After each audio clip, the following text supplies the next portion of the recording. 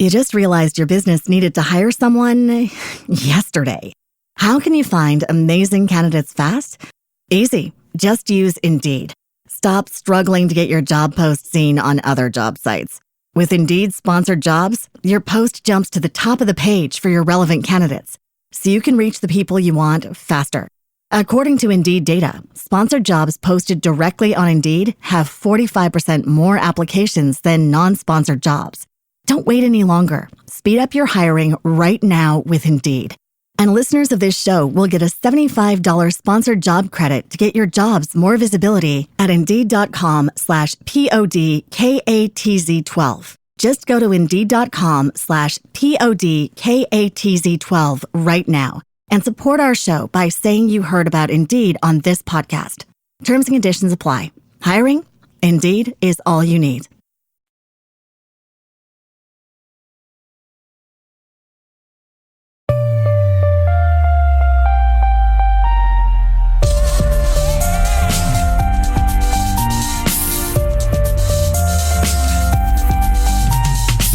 You're listening to Make It, the indie film podcast. Hey everybody, I am Frederick. I am a filmmaker and a content creator. You may know me from such things as the award-winning documentary Counter History's Rock Hill, which you can view on the Amazon platform, and also as the Emmy award-winning filmmaker for the PBS series If Cities Could Dance, hiding an urban dance scene in Atlanta called J Setting. Frederick, welcome to the Make It podcast. My pleasure. The pleasure is all mine. This is a long time coming. We met each other at a lovely party at Five Stone Studios a year ago. Yes, it was an interesting party. You were one of the other people of distinction in the room. I naturally gravitated towards you, and I was like, I do want to meet him and talk to him. I just don't want it to be awkward. But yes, you were seen, you were noticed, and you were dressed well.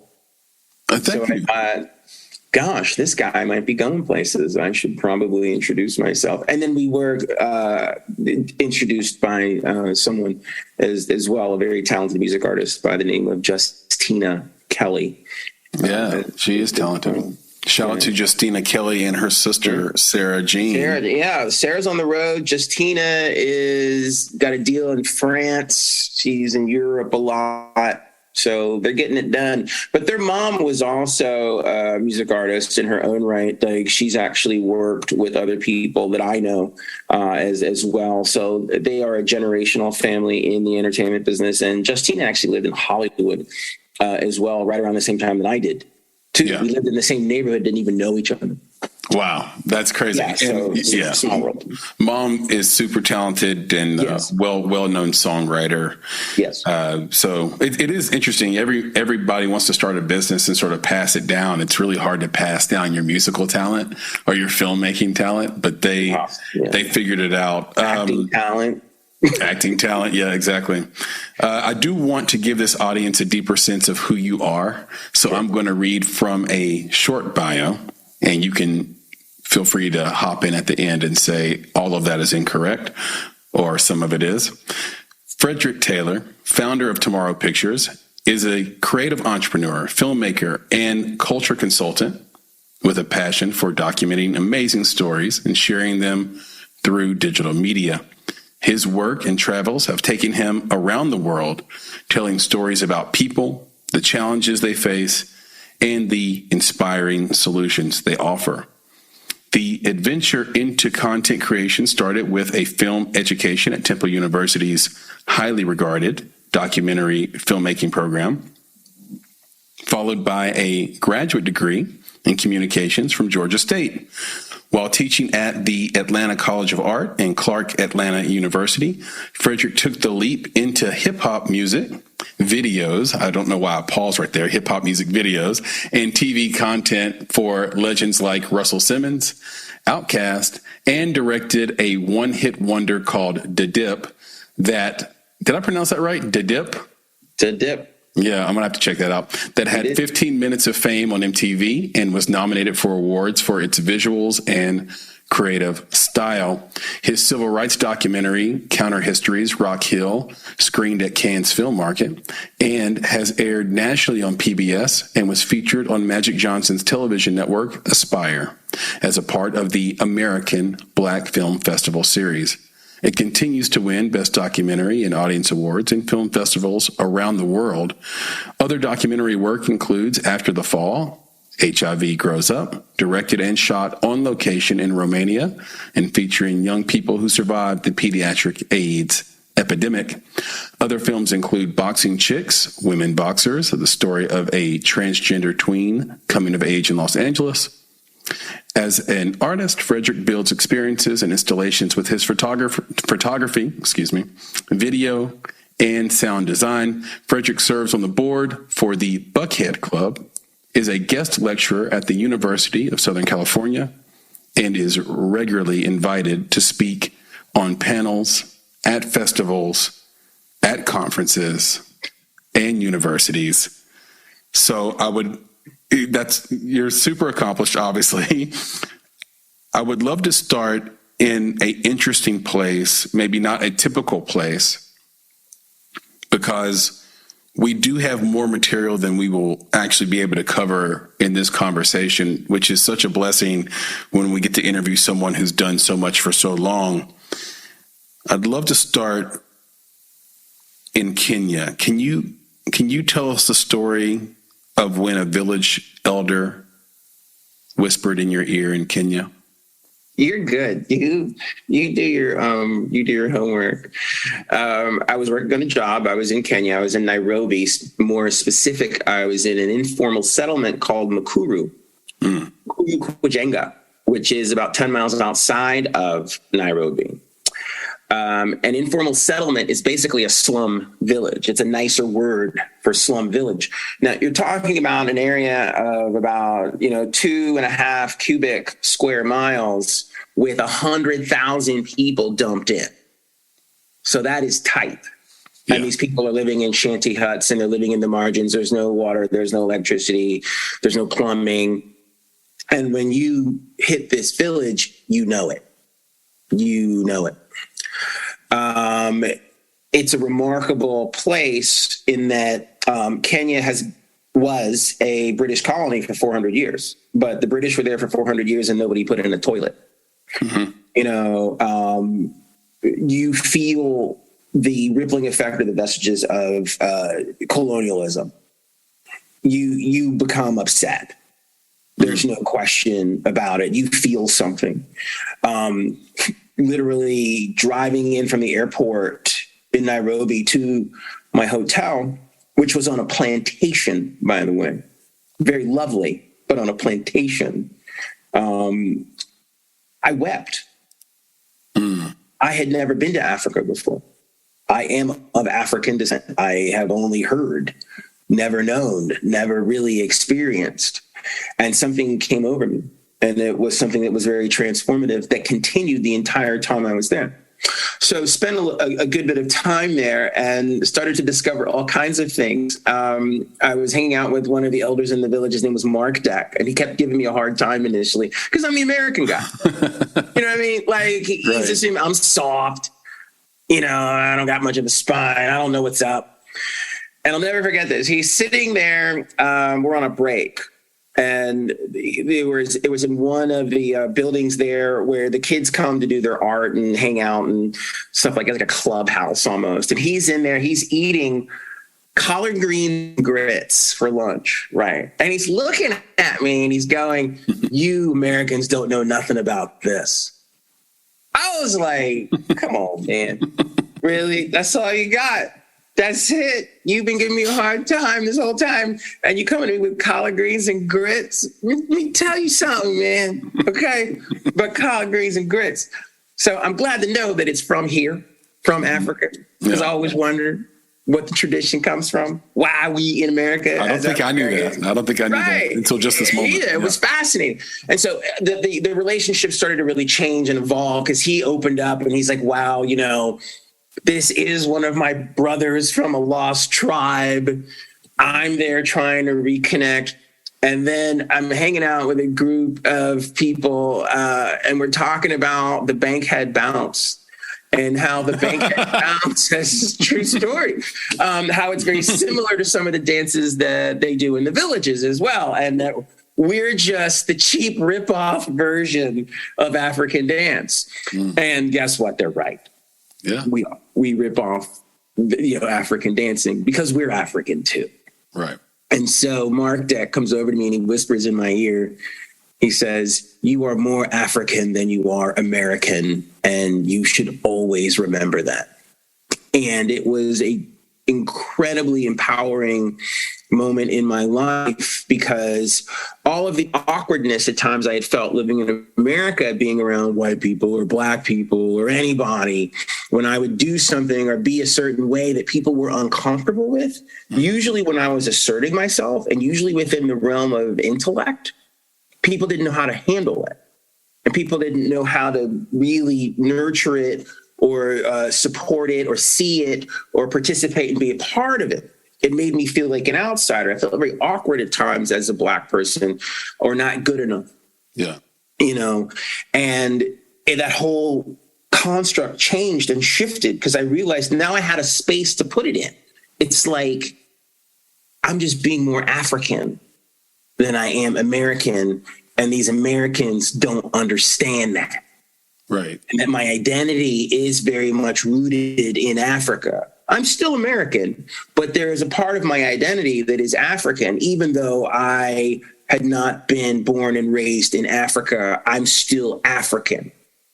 And that is something that I've just really brought back with me, that I have this conversation with people over and over and over again, that to sit here and say that I'm American, I'm American, I'm American, I'm American, that's nice, but you're more than that. It's just like when you meet someone that's Italian American, they're like, yeah, I'm Italian American, but I have my Italian heritage, blah, blah, blah, blah, Irish American, Jewish American. Everybody else is like, why can't we? Why can't we? Why can't I embrace the part of me that is African and still be American? And that helps me to ground me as far as what I do, what I think, what I feel, and how I connect to the rest of the world and how I identify. Thank you for that. It's a beautiful point. It plays out in a lot of different ways. You have a quote that says, every morning I wake up and look in the mirror and all I see is a lost African. And man, on one hand, it's there's humor in it, but there's an undercut of, there's like a crestfallen undercut to it. And it started to make me a little sad. And I was really kind of shook up by it doing the research for this interview, because it's such a powerful thing to visualize and say. And the stuff you were talking about, like I mentioned earlier, it plays out in these interesting ways. So I have a neighbor. I love my neighbor at my house.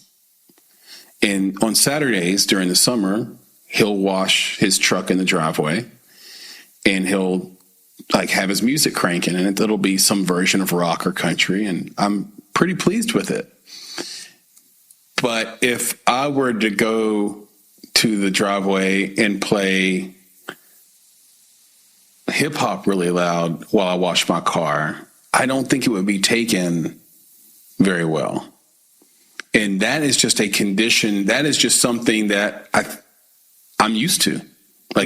I would play something else. You know what I mean? Just to keep the peace. We're in a neighborhood. We're trying to have a society, as Seinfeld would say. We're trying to have a society. Let's just alter our behavior a little bit to make things, okay. Every day, even though I am biracial, every day I walk out in the world, and you might have this experience depending on where you live at the time. You mentioned it earlier. I was the only other black guy in the room at a party. So let's just gravitate, right? We're going to be pulled together because of that very naturally. And it's not necessarily about race, but I'll explain that in a second. But here's the deal. That's every day for guys like me and you. Yes. Every day we are the black person in the room. Yep. And I have white friends that mention times that they're the only white person in the room, and it sends them running to the door. Oh, yeah. So why are they insecure? Why aren't they comfortable? And then why can't they fully understand and empathize with the idea that maybe I'm a bit uncomfortable here. Maybe I'm a bit out of my element and I'm so used to it, I don't realize it anymore. And so, it's so much easier to make a mistake as the other in the room. And I think I wanted to just hear your thoughts on sort of why is the plight of the other so scary? I do feel like we look at the other and say, that's scary. And I don't want any part of it, versus embracing why they are the other and learning something about them. I'll give you an example that's outside of the black and white paradigm. Yep. Andrew Yang is an awesome candidate, but will never be elected president because his last name is Yang. Why are we scared of Yang? Why are we scared of the other? Because that would mean that it's just what you just said. We would have to have a seismic shift. We've never had a Jewish president. Oh, really? No. Kennedy was the first Irish Catholic president. When we were born, we were young boys, kids. A black president did not seem like it was on the to-do list. Yeah. I distinctly remember that as a young kid. We're like, well, he can't be president. Yeah. That was like a joke. Yeah. That was a thing. That was a bit that Richard Pryor would do, where he would come out and pretend to be the president of the United States and make it funny, because it would never. People were just like, that would never happen. We've gotten close to a female president, but some stuff went down. We might get there. It's also someone that could be from the LGBTQ community as well. For us to be able to deal with and face the other means that we have to change our paradigm and to jump outside of our race and jump into another one where I really saw it. Like, I've spent time in other places around the world. Yes. And I'm going to be, since we're shooting from the hip here, the most racist place I've ever been is India. Oh, really? Oh, yeah. I mean, I'd never been on a whole country, continent, wherever. Everybody brown, everybody different shades of brown. You know what I mean? Everybody got a problem with everybody.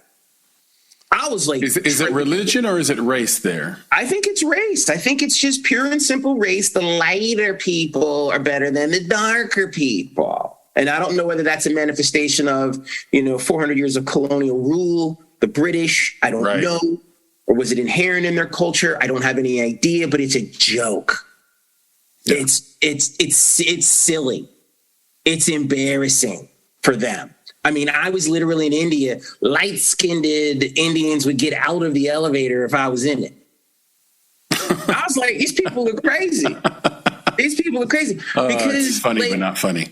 It's funny, but not funny. But if the cops come and we're in America, they're going to tell them Indians to get on the ground too. Mm-hmm. Like, there is no they don't get it. There's no special treatment. You don't get any more. I have never met a single Indian person in my life that is more advanced than me socially and economically and intellectually because they're Indian and I'm not. Right. It's not true. Right. They're in the same bucket. Yeah. But somehow some have gotten this idea that they're not. And of course, not all Indians are that way. And I have really great friends that are Indians, and it's perfectly fine. And we talk about these issues all the time. But that was the first place I had ever been where I was like, wow. Do you think it's anthropological at all, where we want to tribe up and we want to be in our little village and that's where we find safety? Oh, yeah. Sure. Yeah. I've been in rooms with Asians, and the Chinese and the Japanese and the Koreans refer to themselves as fancy Asians. You know what they call the Thai, the Laotians, the Vietnamese, the Filipinos? You know what they call them? What do they call them? Jungle Asians. Mm-hmm. Okay. I was like, whoa, y'all crazy. Yeah. Yo, crazy. That reminds me of growing up. They go at it. And it's always the other. It's Catholics and Protestants in Ireland as well. Yes. Germans and French people still go at it. I have German friends who still make these nasty remarks about the French. Yeah. And they're perfectly comfortable doing it. I got friends from Paraguay who hate Mexicans. That's crazy. I got Cuban friends who used to they would call me the white black guy. I've been called that a few times. You're Cuban. The only reason you're still standing on your feet in front of me is because you're Cuban. Yeah. That's it. Right. You know what I mean? Because again, Jamaicans and Haitians. Jamaicans and Haitians, Dominicans, it just goes on and on and on. I'm sure that, the people at the North Pole hate the people at the South Pole. I don't know. That's just how we roll. That is a part of our species. It's incredibly unsophisticated. It's incredibly antiquated, and it is completely unnecessary moving forward as a force of humanity. We all need to survive. We all need to come together. When we were walking out of caves, if everybody had been like, "Oh, well, I don't like person down the street. I don't like person in the cave around the corner. I'm not doing this like hunting and gathering village thing. I'm not building huts with these people. I'm going back to my cave." Yeah. It's one of the most brilliant scenes in Django Unchained that I relate to. Yeah. There's a scene where Jamie Foxx and Django rides up on his horse, and the black people are looking at him like in awe. Some of them are in the field. And then the house Negroes are pissed that he's on that horse. He's got a horse. And it reminds me of growing up in the South, in the deep South, as a black guy. Every word or name that I learned would make somebody laugh, like when you're joking on somebody, cracking, burning on somebody. They were all like racist, like self-hate terms. Oh, where if you could make somebody feel like a field Negro and you were the Negro on the horse, then you would win that little battle right there. Win the argument. But it wasn't. But it was all really personal attacks up to a certain point, and words that you were definitely taught generationally from white people that were being racist. Oh yeah. And then which is crazy to each other, and then the white man's in the background goes, yes, my plan is working. They're destroying themselves. Mr. Burns. Mr. Burns, yes, Mr. Burns. It's Mr. Burns that's controlling all of this. Absolutely. Yeah. It's so unusual. It's crazy how we do that to ourselves. We just tear each other down. It's nuts. Unless you can dunk a basketball, score a touchdown, or you can get on a stripper pole. Then all of a sudden you're okay. Yeah, well, you're on a horse now. So even if you're on a pole. Your horse. And the horse is the metaphor. Yeah. Without a doubt. And we could run down a list of things as brown people of what is the horse that you got to get on to be acceptable. Yeah. Yeah. One of the things that's not a horse is intellect. It's funny it's so funny that you bring that up. And before I move on, I will move on off this, but that is so true in this complex and sad way. When I grew up and where I grew up, the people I grew up around, they respected me for how many women I could bed, how good I was at sports, and how good I could fight.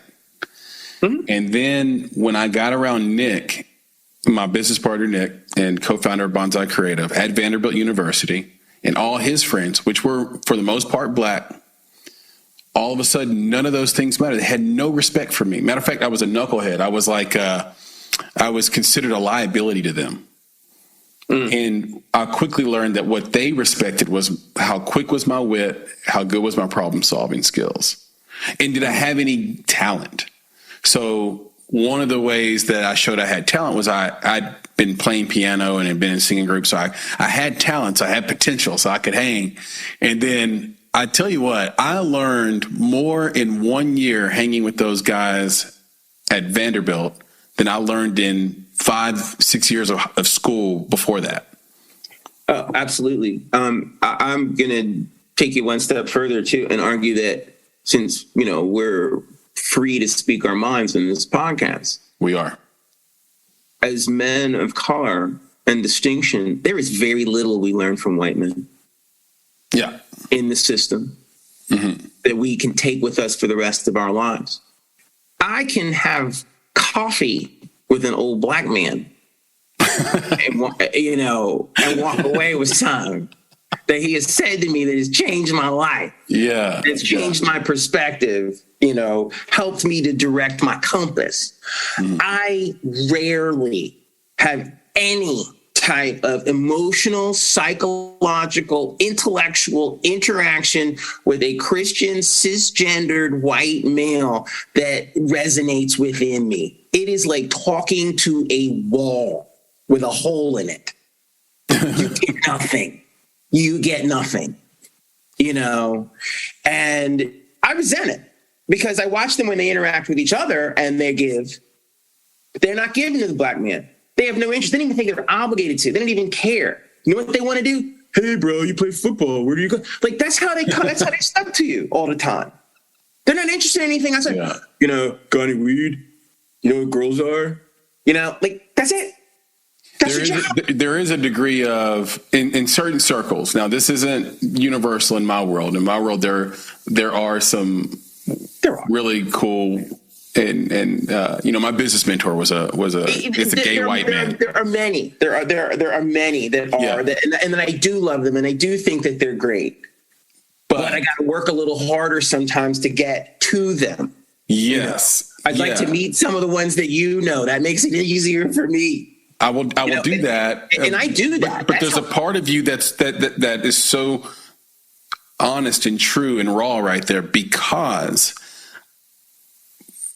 when people don't know who I am, and I'm in a place that there aren't a lot of people of distinction, as you put it, I do get there are people basically trying to put the math together on how I got there.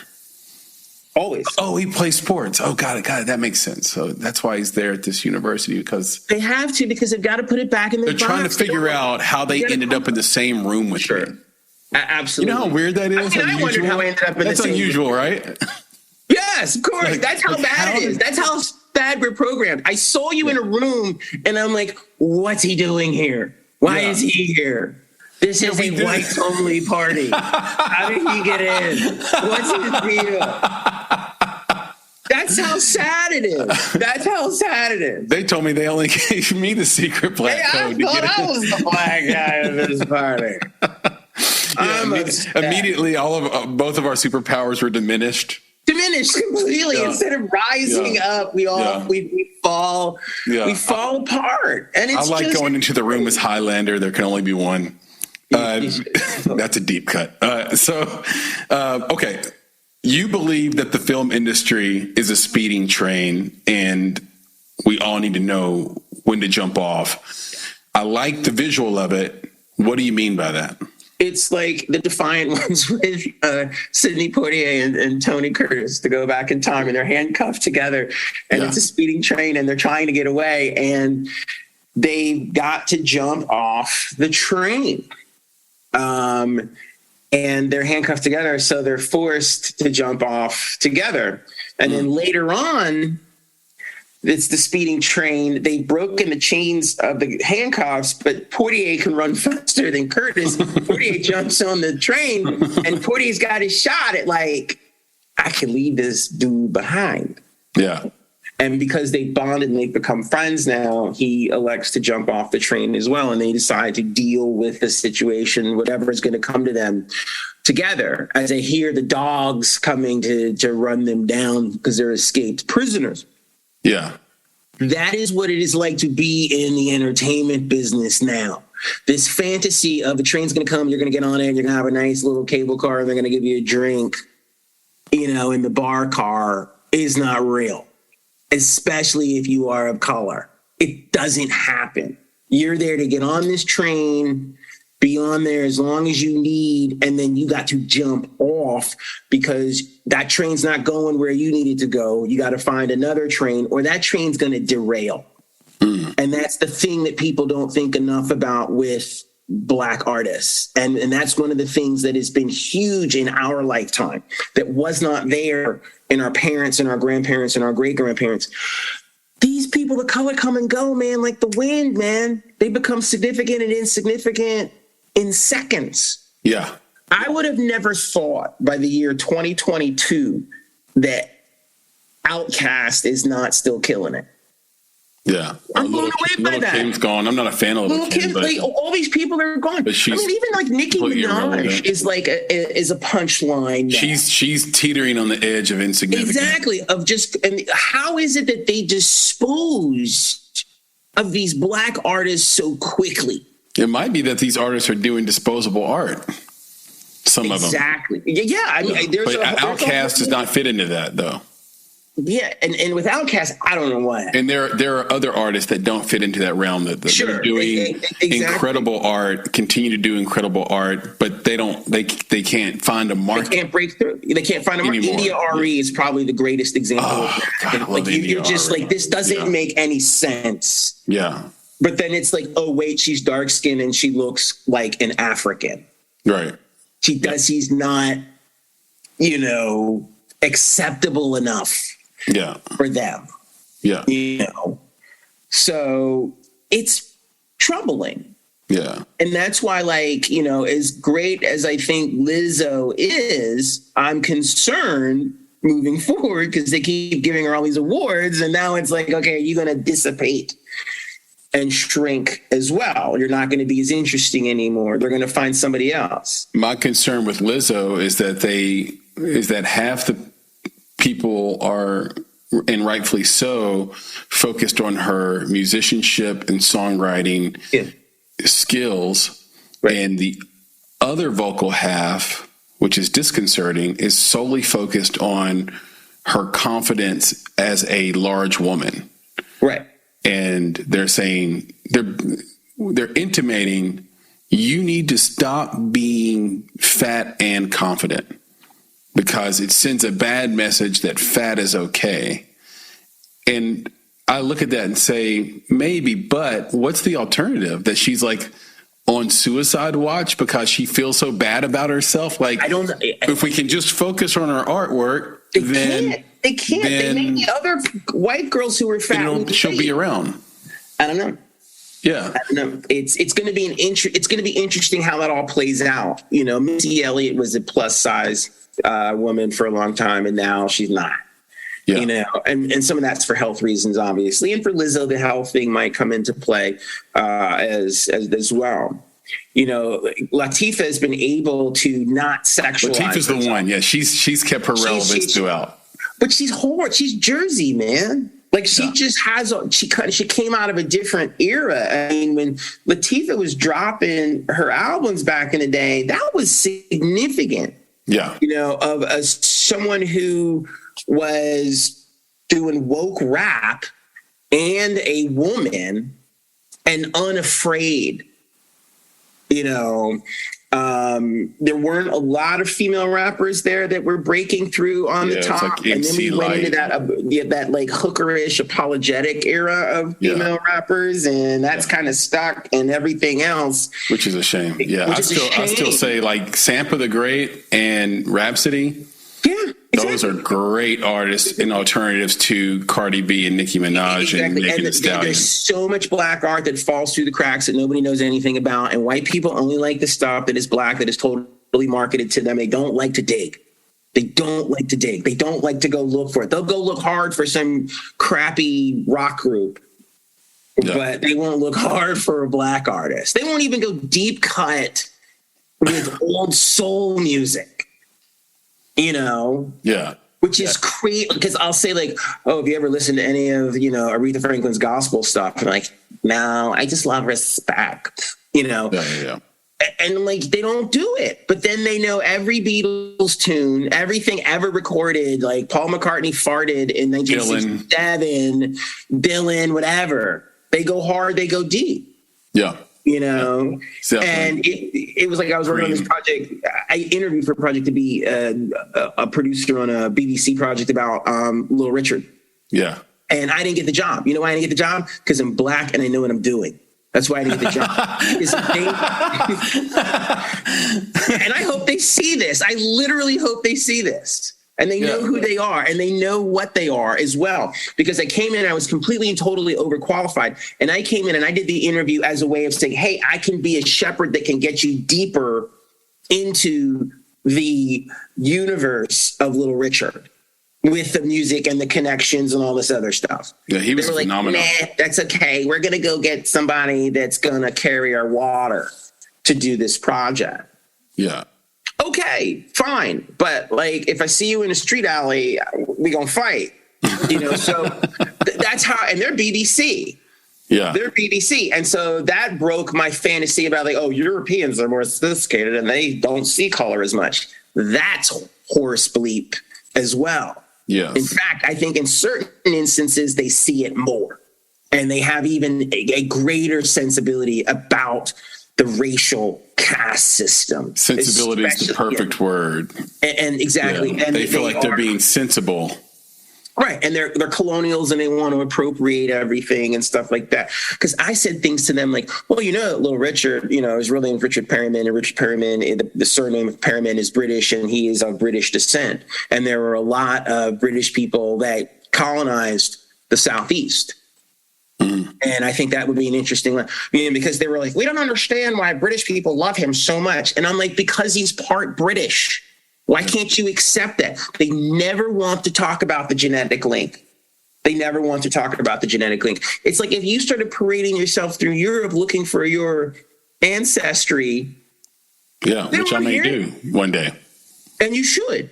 With my dad. I think that that's really important because I'll go with you and we'll probably find out we're cousins. So that's how messed up it is. That's how messed up it is. Which would be a great movie, by the way. Two Black guys go to Europe to figure out that they're related. But that's interesting. I'm going to write that down. Exactly. And we need to do more films that are interesting and innovative, that are pushing this discourse to circle back around what you said earlier about like DNA is rewriting our narratives. Because our narratives are being rewritten due to DNA, it is rewriting the discourse of art. Exactly. Music, culture, television, film, dance, all this other stuff. It's not about, it's more than just Black futurism. It's futurism as a whole. Yeah. Now, Black futurism is a big part of that. Black futurism is the springboard, the gateway that's blowing all of this open. Once again, the same way Blackness blew open the door with music 100 years ago, the same way Blackness blew open the door with rock and roll and what's cool 50 years ago, blew open the door with hip hop. We keep blowing the doors off things all the time. You know, Obama blew the doors off of politics. Jackie Robinson blew the doors off of sports. We create and make this society sustainable. And to circle back around again, this is what they're afraid of. They don't want to deal with this intrinsic truth that because they murdered all of the natives and then they made us, you know, clean up their mess for hundreds of years. We are the true Americans. We are the arbiters of their culture. We own it. We're renting it to them. They're not that special. They're kind of lazy and they're kind of cowards. Yeah. Who goes in and murders millions of people who are native to a land and then says everything that they do and think doesn't matter? They made like Indian medicine illegal until the 1950s. It was legal to kill Native Americans until the Civil War. They name all this stuff after them all the time. Rivers, buildings, streets, all this other stuff. Yeah, it's states. It's crazy. It's like I come over to your house, whip your ass, kick you out, and I call it the Barclay Center. And I live there now. You know, like, this stuff's crazy. And then they expect us not to talk about it. And they expect us to not want to teach it to our kids and teach it to their kids so we can change this, so we don't repeat this again. There is this idea of this again. There is this idea that it's being repeated now in the new plantation of social media, because the algorithmic scientists have figured out that it's better for social media networks to over-index Black content. Oh yeah, totally. Well, because we're the first over-indexed, but we don't get the benefit of the over-indexing. So we're building these social media networks. They're using us as the guinea pigs. We are the people that are the first adopters to everything. Whether you're talking about transistor radios, boom boxes, Walkmans, dancing, clothes, zoot suits, break dancing. We created, we invented jazz, blues, rock and roll.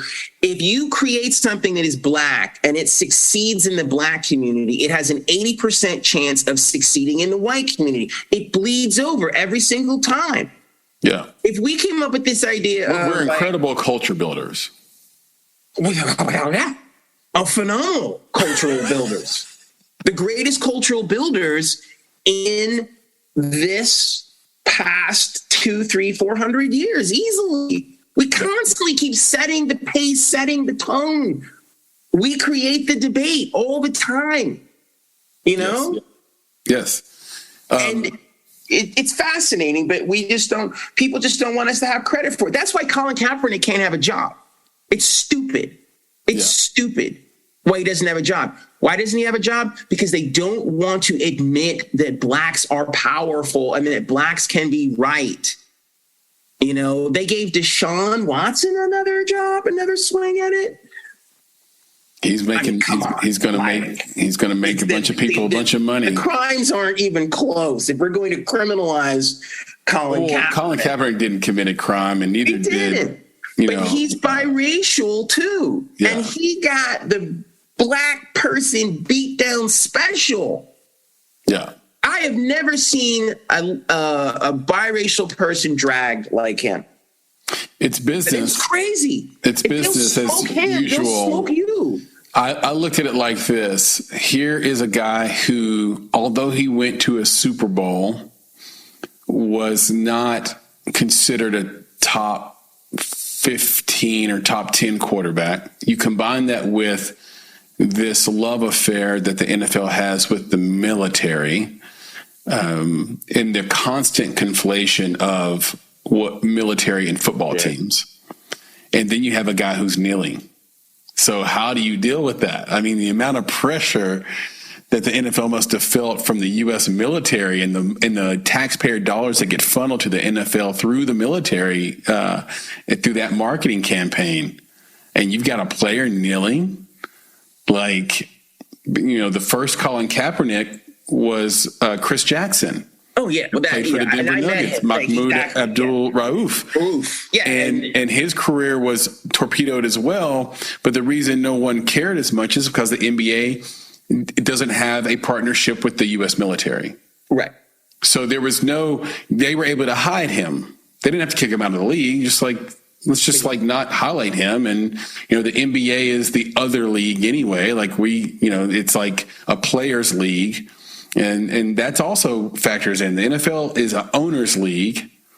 And, one of our great mentors, Dick Gregory, always thought the NFL was just like slavery. Although I admit to playing football my entire life and enjoy watching it, but there are some uncanny similarities that get a little weird. And that's Colin Kaepernick ended up being sort of dragged in that. And Nike came and said, "Hey, come over here," and I even questioned that to a degree, but I don't think he's ever going to need for food. I just wonder if there'll be an NFL franchise before he's too old to play that will have the courage. Every year Tom Brady plays, another year the window for a quarterback to play grows. Basically, because when I was a kid, you were pretty much on your way out at 33 to 35, sure. And now he's playing at 45. So now Kaepernick, has 12 years left that he can come back maybe and hasn't taken a hit. So I'm curious what owner in the NFL will be courageous enough, if he really wants to play, if he really wants to try out, we'll give him that opportunity. I'm curious to see it. And we're asking a bunch of white guys. There's no black owners. If there was a black owner, there's like a Indian dude in Jacksonville, but I think that's it. He's Persian. Persian. Excuse me. Which I would like a word with him. I would like to speak to him. I mean, come on, man, you Persian, you gotta like help us out here. And he's got a lot of money. Yeah, and they have their own deal. You know, in the Middle East, there's Persians and there's Arabs, and if you're an Arab, you're the lesser. Exactly, and I know, man, and you know, it's weird. I mean, they'd be back on the map tomorrow if they brought Kaepernick in to be the backup quarterback at Jacksonville. And I can't believe they're afraid to do it. It'd be a massive circus. It's like the same reason Tim Tebow couldn't get a backup job. But he sucked. He did. It's unfair to compare him to Kaepernick. He has, I would say, top 1% leadership skills and motivational skills. But he's a circus, and teams hate when the backup quarterback gets more publicity than the starter. So it's complex. Sure. Please allow me to quote you again. You've said my struggles happen when people do not have faith in what I can bring to the table. This alludes to the BBC thing as well. My struggles start when I speak my mind. My struggles start when I take a position of power. How do you counter that? Because I think as a filmmaker, being told no is the default. And being on the other side of film financing myself, I've often mentioned the thing that's easily the hardest for me is that I have to say no 99 times out of 100. And it makes you sad. It makes you frustrated to have to say no that many times to people. Sure. So I'm just curious your take on how you counter these struggles. No is a part of the business. No is a part of life. There is tremendous learning lessons from no. I can handle no. I'm just interested sometimes in the why. Yeah. And I'm really interested in what do you really want to do? Why did you ask me in here in the first place? You know, a lot of it at times is just going through the motions. And it's their ability to overlook the skill set as well. You know, like the yes is like you can serve in a technical capacity supporting somebody else. But the no is like you're going to be in a leadership position. The no is you're going to be out front. You know, I know people in Hollywood and post George Floyd out there, a lot of the old guard, the old white dudes, they're like, you can't even get a meeting in this town anymore, you know, to do a black project unless you have a black person in the room with you now. I was like, that was significant to me when I heard that, because I was like, okay, so for decades, when you were talking about trying to, you know, get financing for a Sidney Poitier movie, there's nobody black in the room. Yeah. Okay. That's what we're talking about here. Yeah. And that, you know, until George Floyd, you didn't have to. Now you have to. So now they're like, okay, we got to pick the right one. We got to go to the house and get one of them because we can't go to the field and get one of those other ones. We got to get one that's got a horse. Right. So that's the crazy part about it. And that's what I have a problem with is with the no. It's a different kind of no. You know, it's the same kind of no you get when you get pulled over by the cops. It's the same kind of no you get back in the day when you want to play quarterback. Yeah. You know, or you want to be a doctor, you know, or you want to live in a certain neighborhood. It's this weird kind of no that is ethereal in nature, but doesn't come from heaven on high. It comes from the subterranean world underneath. Yeah. That is oppressive and, you know, full of heat and angst. The no, it's such a hard no, you know, And that's what makes it so incredibly frustrating. And I have a game show pitch for BET Network. And the game show is called, Was It My Resume or Was It Because I'm Black?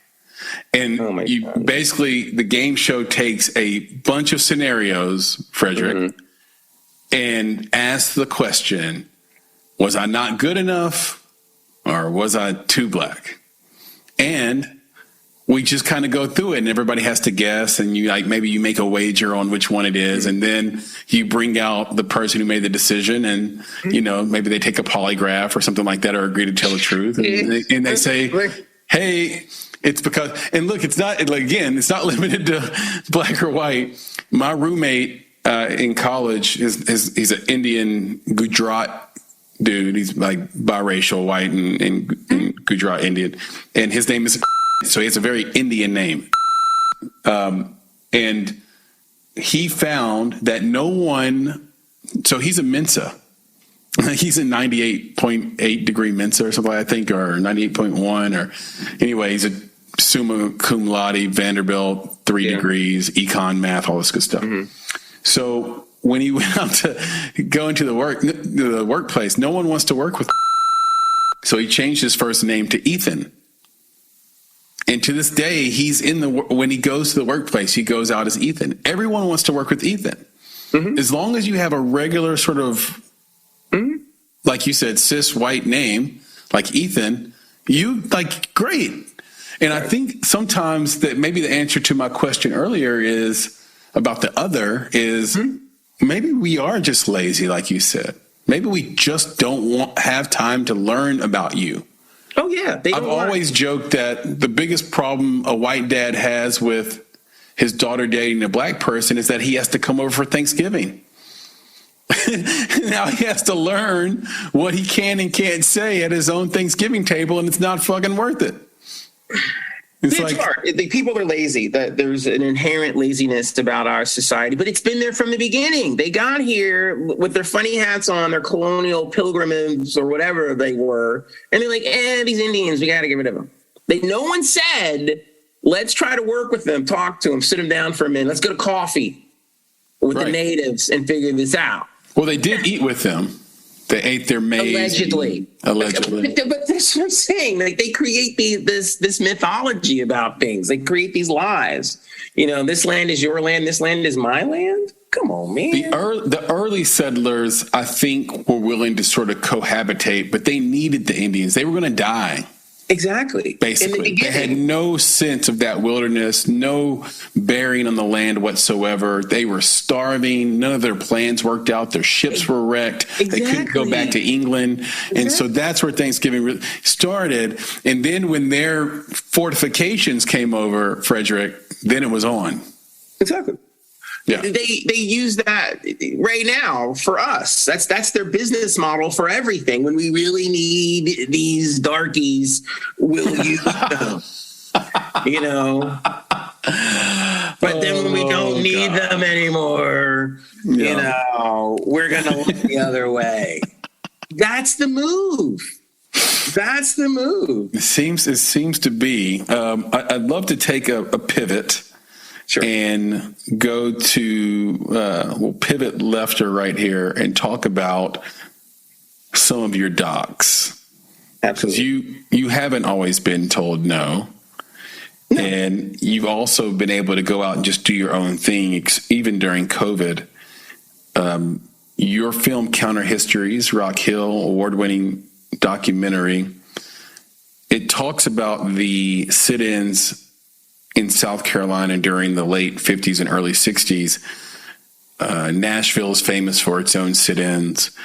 Can you tell me what was significant about the Rock Hill sit-ins? You probably could have chosen from a variety of sit-ins. Why Rock Hill? Yeah, I mean, there was the choice was Nashville, the choice was Baltimore. There were many other places that had these counter sit-ins. Greenville, Greensboro, and like I said, as high as Baltimore as well, going up the northeastern seaboard as well. Rock Hill was a unique set of circumstances because it was about young people coming together, and in particular, young Black men. Okay. And I am very interested in the journey and the diaspora of Black men. It's what I know. You know, I'm a Black man. Right. And I like the dynamic or the energy of when Black men get together and decide to do something about something and change it. We have been living in a world where Black men are ridiculed, put down, and marginalized, and separated from Black women. Like, when you look at the industry the way it is now, it's like Black women are doing their thing in the film industry with very little discussion about Black men. And with all due respect to Black female filmmakers, and many of them I think are extraordinary. And I've worked with many of them. And even more, I'm friends with and comrades with. Regina King comes to mind. Yes. When it comes to their portrayal of Black men, sometimes I have some questions. Fair enough. Black men do it to them too. And there's this private holy war that goes on between the Black filmmaker that's male and the Black filmmaker that's female. And that's before we get even into the Black filmmaker that's LGBTQ or trans or whatever. Just on the cisgendered spectrum, they're just hurling bombs and grenades at each other all the time in their stories. Who's the bad one? Who's the bad one? Who's the bad one? Yeah, we've hurt each other so much over. Oh my God, it's so incredibly dysfunctional, and it's got PTSD all over the place. And it's completely unnecessary. I mean, we need to have a conference, a closed door conference with Black male filmmakers and Black female filmmakers and hug this out. Yeah. You know, and so I wanted to make a film that showed Black men can be intelligent and articulate and have dignity and stand up to the system and do it in a way that is sophisticated and nonviolent. Right. Even though, in my opinion, the violence is justified. You see what I'm saying? Like, if you're at a counter and you order a meal and somebody goes upside your head, you should stomp that person in the ground. Yeah. That's me. But I know that I can't do me in the film.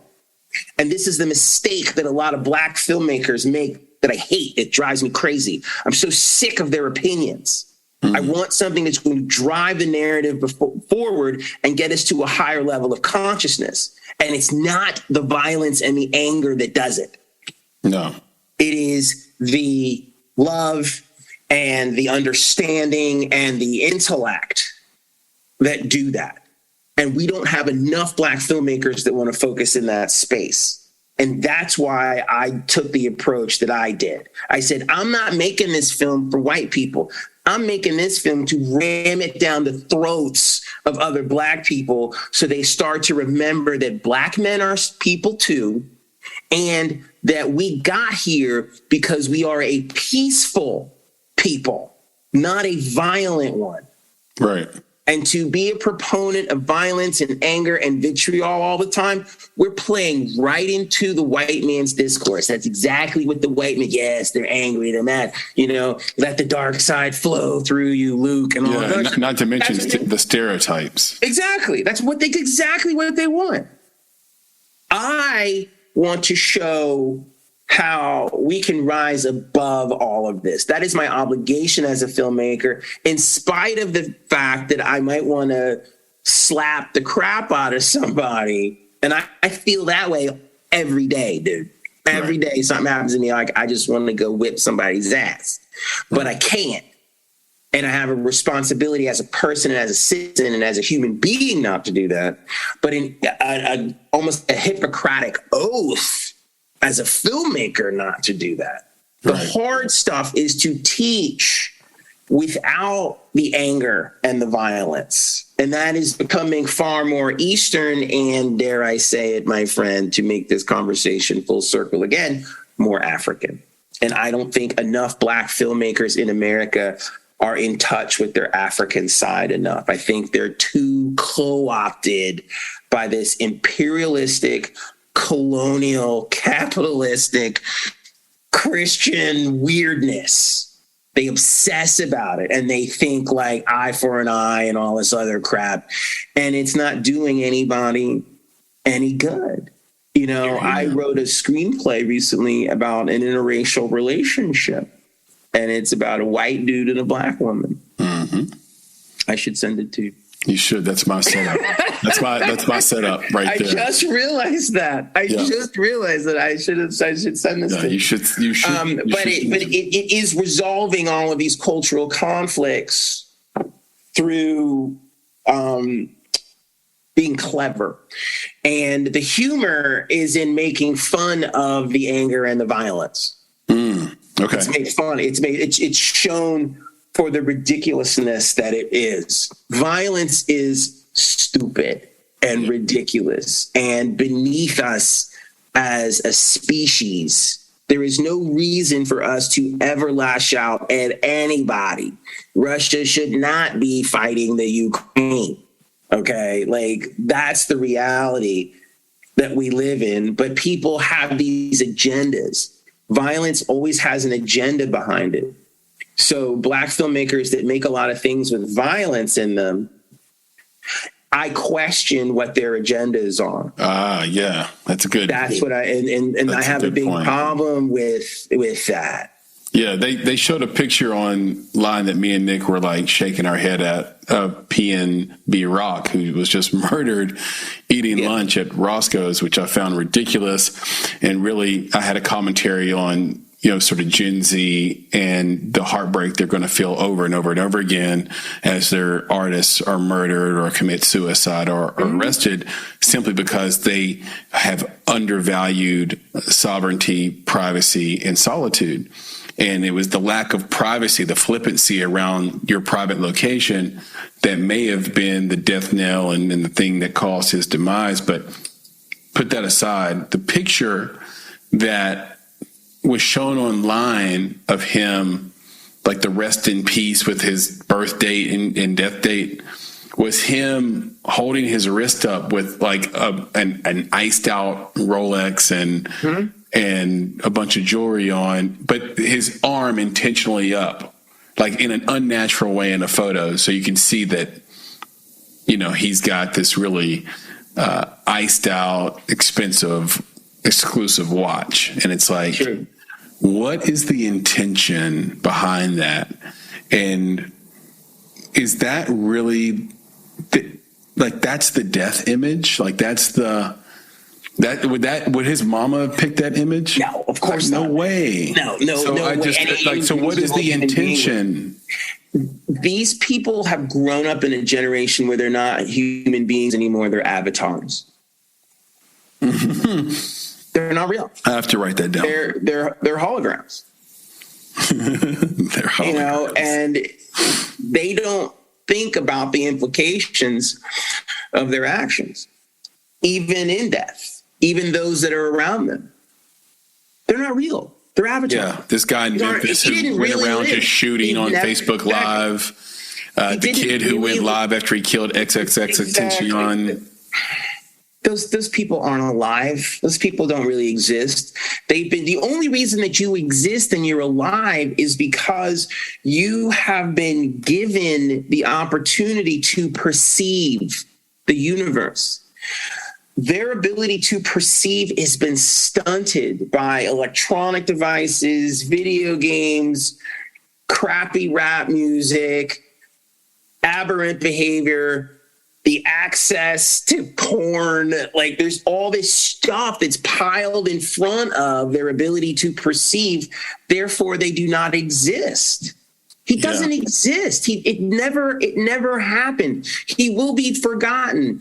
Can you remember these rappers are dying? Yeah. These cartoonish rappers are dying at an exponential rate, and I can't even keep up with them and remember all of their names. It happens too frequently, and I love this visual of saying there's layers between your perception. I almost look at it as jellies over a lens. Right. And it's like you're stacking a red one, a green one, a purple one, but by that time you have no sense of what is being shot. There's no depth. And what is the ultimate thing that the white system wants to kill in blacks? It's our depth. What was the thing that they used to us to make us slaves was to take away our depth. Right. Our language, our culture, our religion, our identities, or busting up our families, all this other stuff. And you are right to circle this conversation back around again. The new plantation is social media. Absolutely. Yep. And it's breeding these people back onto the plantations. He's just another dead slave. That's it. Yep. That's it. And there's the movie 12 Years a Slave, when the slave dies and they have to bury him and they're just kind of throwing him in a hole. And everybody's like, okay, wait a minute. We need to say something. We need to honor this person. It's that cut and dry. Nobody cares about a dead black kid who is just a rapper. Yeah. It doesn't matter to them. So therefore, the only way he matters is if he's got a picture of him holding it up and he's all iced out. Yeah. And meanwhile, it was social media that very well could have got him killed. His girlfriend posted a picture of her waffles and chicken and the location. Exactly. On her story. And then he was dead 15 minutes later. They're not real. They're not logical human beings. You and I, if we were in his posse, we'd be like, yo, man, don't be posting nothing. Yeah, you're like because sitting in LA. We understand how the world works. They don't understand how the world works. Yeah, exactly. There's a lot of things I was taught, like foundationally from my mom, that are considered ridiculous and antiquated now. Like, they're not. You never talk about your money, for example. Well, I was just in a board meeting the other day, and they were talking about how this generation does share their salary. Absolutely. And their money with one another. Because they're not real. They're not real people. They're performative. Intellectual friends hate that word, performative. Yeah, performative too. In the podcasting game, one of the things that people either love or hate is this thing called brocal fry. Have you heard of brocal fry? Mm-mm. It happens a lot on podcasts and it happens on radio, but especially on like NPR radio, which I love. I'm on the board, full disclosure, but there's a lot of brocal fry in that where they say, where they're affecting their voice essentially for the broadcast. They're putting a brocal fry on their voice. You could think of it as like raising your voice at the end of every word like this, or you're changing, affecting your voice on purpose. Guys will make their voice intentionally more croaky. I'm here with Fr3deR1ck Taylor, and it's like you don't really talk like that. No, you don't. You're talking like that for the thing, so it is weird. Sure. Auto-tunes is literally replacing the vocal performance, in particular, ironically, with the men. Yeah. I hear more vocal performances by men through auto-tunes than a natural, soulful, black male voice. Like sometimes I get so sick of modern black male singers and rappers, I have to go listen to old school stuff. I'm like, I got to go listen to Donny Hathaway so I feel grounded. So you feel great. Yeah, so you know it's real because AI is coming right behind that. That's just a precursor to AI writing your song and singing your song, and exactly. And they want to do these sort of tests. Was a Keating test, like a test to find out, can we tell the difference between an AI R&B singer and let's say, for example, since you brought up Donny Hathaway and the real thing, it's going to be a fascinating next couple of decades for sure. About 2 decades ago, we'll be leaping off of that speeding train, right? Okay, we're leaping one way or another. One way or another, we're off. We're off. We're not gonna hang. We're going to go off and do our own thing. That's right. The fifth wave. Yeah. About 2 decades ago, you wrote, produced, directed, and edited your first short film, Psychospasm. This was in 2000. Yeah. Is any part of that film autobiographical?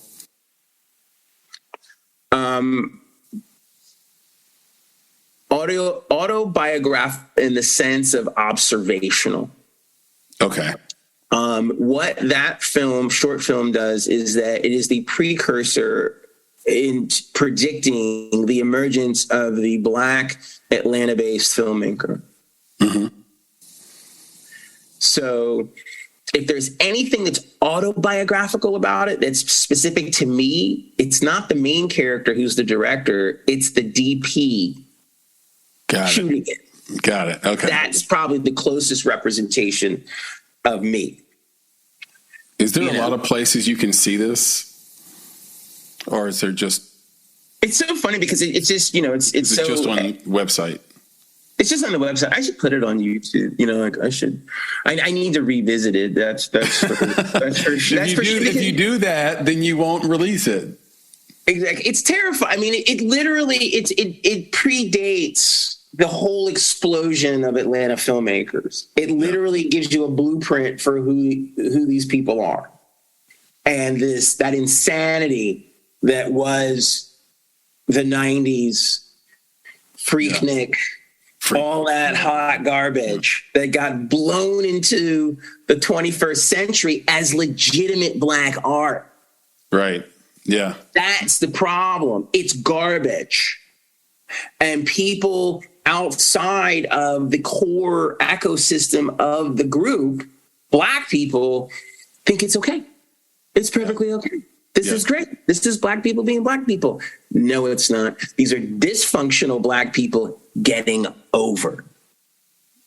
That's what it is, that they have muscled their way into the business. They're incompetent. Well put. And it's okay to be Black and be incompetent. It's to the point where, that TV show Atlanta, they turned it into something avant-garde. Right. Yeah. Great. But now they dumb people are writing articles about they've lost their Black edge. They now write for a white audience and all this other stuff.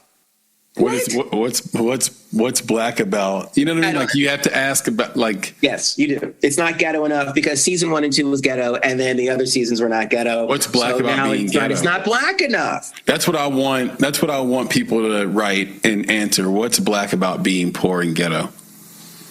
I think that's what it's like to be. I think that's what it's like to be white. To be poor and ghetto is to be subverted by the oppressive white colonial system. Yeah. Whether it's your fault or not, that's where you are, and that's interesting. But that's not Blackness. No, that is not. Has nothing. Poverty has nothing to do with Blackness. You said, circling back around again, you said it earlier, there was a time maybe they didn't have a lot of money financially, but they were rich in culture and tradition and people. They've wiped all that off the table. Right. No, yep. They buried that when they buried Dr. King, and we live in a world now where you can't even be respectable and be Black. You can't be male. You can only be female and be Black and intellectual. Black intellectual men are considered queer. It's crazy. The misnomers that people have put on people. We did get Neil deGrasse Tyson. We do get that in that's your party. We do have that. We've literally the guy that understands the interstellar universe is a really cool Black dude, and that's exactly. We get Cornel West. We get a few players in the game trying to make this work and make this happen. But Obama. But those are dudes. Who I could talk to all day long? Winfred Marsalis. Oh yeah. He's a genius. Oh my God, dude. But overlooked. He should be God. And I've thought Winfred Marsalis is a genius since I was a kid. And people He's more than a musician, bro. He's an intellectual. He's a throwback to those old jazz guys who were just I do the jazz thing on the side. in order to express myself intellectually. That's who Thelonious Monk was, Coltrane was, Davis was. These are geniuses. Marcellus is a genius. He was just born too late. You know, he was born in the hip hop era, essentially. He's a phenomenon of the past 50 years. Yeah, just sit down and listen to him talk, man. Oh, yeah. I mean, when they killed King, All you homeowners have unique needs. Some feel the need to leave up holiday decorations year-round. Others have the need to use their garage as practice space for their new metal band. And because each homeowner has unique needs, Geico helps you get the right coverage for your home and what's in it. That way, you get exactly what's right for you, even if your needs are unique. Get more with Geico. Killed us. And us, I'm meaning black men. You know, and we've just been scuffling ever since to find our way. And now we're just like the new white girl, basically. We're just sexualized. Yeah. And when you're a young man, you kind of, a young black man, I'll say this, you kind of revel in the stereotypes. Oh, completely. And as you get older, you realize how freaking how stupid you were. We can't even have that podcast. We can't sit here and talk about the dumbass things that we did as a younger black man and our ability to just drain the club and plow through and get anybody that we want. It was ridiculous. Yeah. And it was poison in our minds with, once again, the white man going, yes, my plan is working. Right. Like where you decide to embrace a stereotype instead of for everything that it's worth. So you get your temptations off. Exactly. Yeah. It's really. To what end? I don't get a check. That's where it gets cold. It's like you realize I don't have anything to lean on. There's no safety net I've built because I've invested in this thing that means nothing. It doesn't make you part of the club. Exactly. So the club that you're been trying to get in or whatever. That's why that new series, American Gigolo, that they redid. Yes. It should have been a black guy. I need to check it out. I haven't seen it. It would have been great if it was a black guy. Okay, I'll check it out, and then I will. Only a black guy can be a gigolo. I will close my eyes and try to insert your black man here. Yeah, into that. You did talk about that, like you've been all over the world with your filmmaking and seen racism in a ton of different places. You've seen poverty in a bunch of different places. You've seen classism. And even disease. You did go to Romania to do your film after the fall. HIV grows up. I am curious how you found out about that crisis, the pediatric AIDS epidemic in Romania. Through Emory University and their affiliation with a boots on the ground organization in Romania as well. Can you describe what it's like in Romania when you went? It is not anything you can imagine. You're talking about a culture that has been put upon for 100 years. You know, it was, under sort of totalitarian rule, traditional 19th century, rule. And then World War I, World War II, the Nazis, the communists, Western Europe hates Eastern Europe. And they've just used it as a wedge between Russia and Europe. And it's been a killing ground forever. And the number of people that have been abused, they have housing projects, they have crime, they have corrupt politicians, they have a very poorly run healthcare system in certain instances, in certain places. And if you asked me, would you rather live in a housing project in Bucharest, Romania, or the South Side of Chicago? I don't pick South Side Chicago. I would rather live in a housing project in America than live in a housing project in Eastern Europe. I feel safer. That's how unsafe that place can be at times. And the marginalization, you can always judge a country by the way it treats its women. Interesting. And that is the biggest learning lesson I had in traveling around the world. The places I went where the countries were on the rise, they're ascending, they seem really great. Things are pretty cool. They treat their women a lot better. Mm-hmm. And then the places where like, this place is crazy, I'm scared, they treat their women horribly. That is the great barometer. And that is what I have real serious concern for America now. And that when people say, when I get into the Roe v. Wade debate, I'm like, we are going backwards. And the mere fact that we are treating women or trying to treat women like property, right, is saying that we are not invested in America moving forward, and that we're going to go sideways. It's not going to end well. You cannot treat women poorly and expect to run a society that is respected and reputable. It's impossible. Can't do it. I feel like it's a distraction, and please take this the right way. And those listening, take this the right way. I'm not saying the issue isn't insignificant. That's not what I mean by distraction. What I mean is why are all these men concerned with the sexual lives and reproductive lives of women they don't know?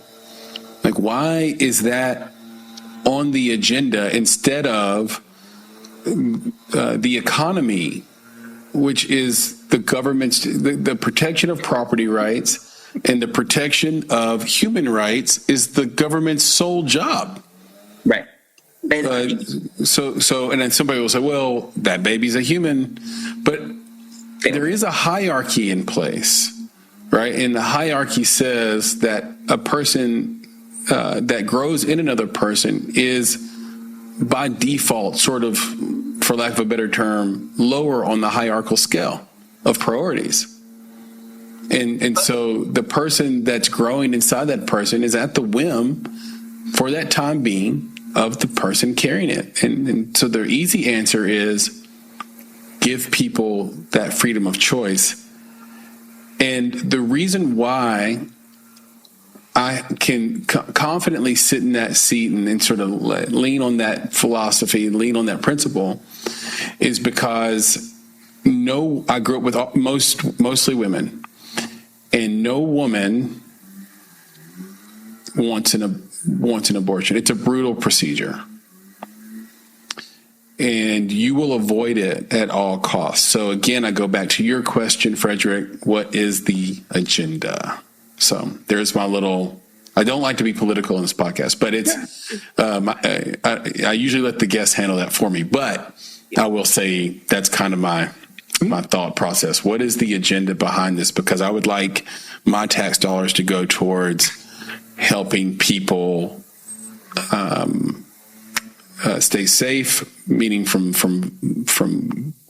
force of violence, let's say, sure, and being able to protect and own their property.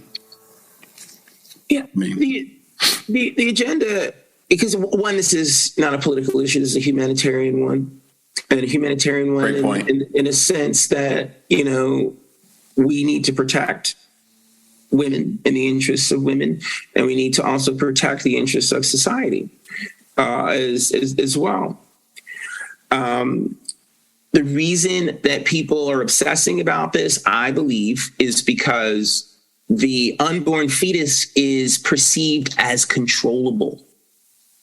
The born person slowly becomes uncontrollable unless they are gestating in an environment where they can be manipulated and where they don't know truth.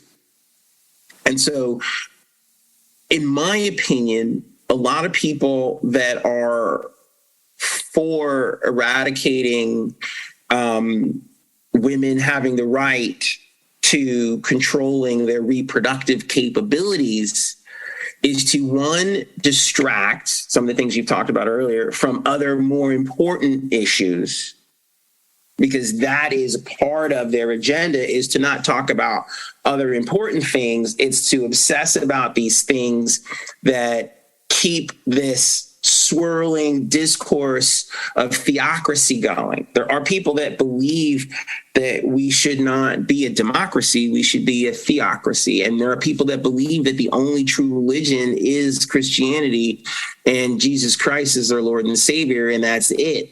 And everything else is a sin. And they also believe that women are to be subverted to men. There are people that live in that particular space or thinking as well. And this is where the ignorance pours in, because on one level, these same people don't actually like people of color. They don't want people crossing the border, but they don't even look at the numbers and say, you know, if you get rid of abortion, then a lot more people of color are going to have babies too. You don't even like people of color. And then you keep thinking like, oh, that means more white people are going to have babies. Not really, because white people are still going to get abortions because most of them can afford to have them. And then the people that can't afford to have them that are white are going to be really poor people, you know, and they're not going to be able to really impact anything in society. Well, that is something I read, if I can interject. That's an important point. I want to earmark that. Sure. Because I read, I can't remember, I think it might have been on Substack. I don't know if you read articles on Substack or not, Frederick, but I read that the idea behind it is that the birth rate right now in the United States is 1.6, and you need 2.1 to sustain society, right? But the birth rate in minorities is above 2.1. Yeah. And if you can federally block abortion, then you force 20 and 30-year-old white women who have enjoyed the greatest success of all women outside of maybe Asian women in executive spaces in the last 30 years, you force them to have children, therefore keeping the population margins the way they are, where the country's 70% white.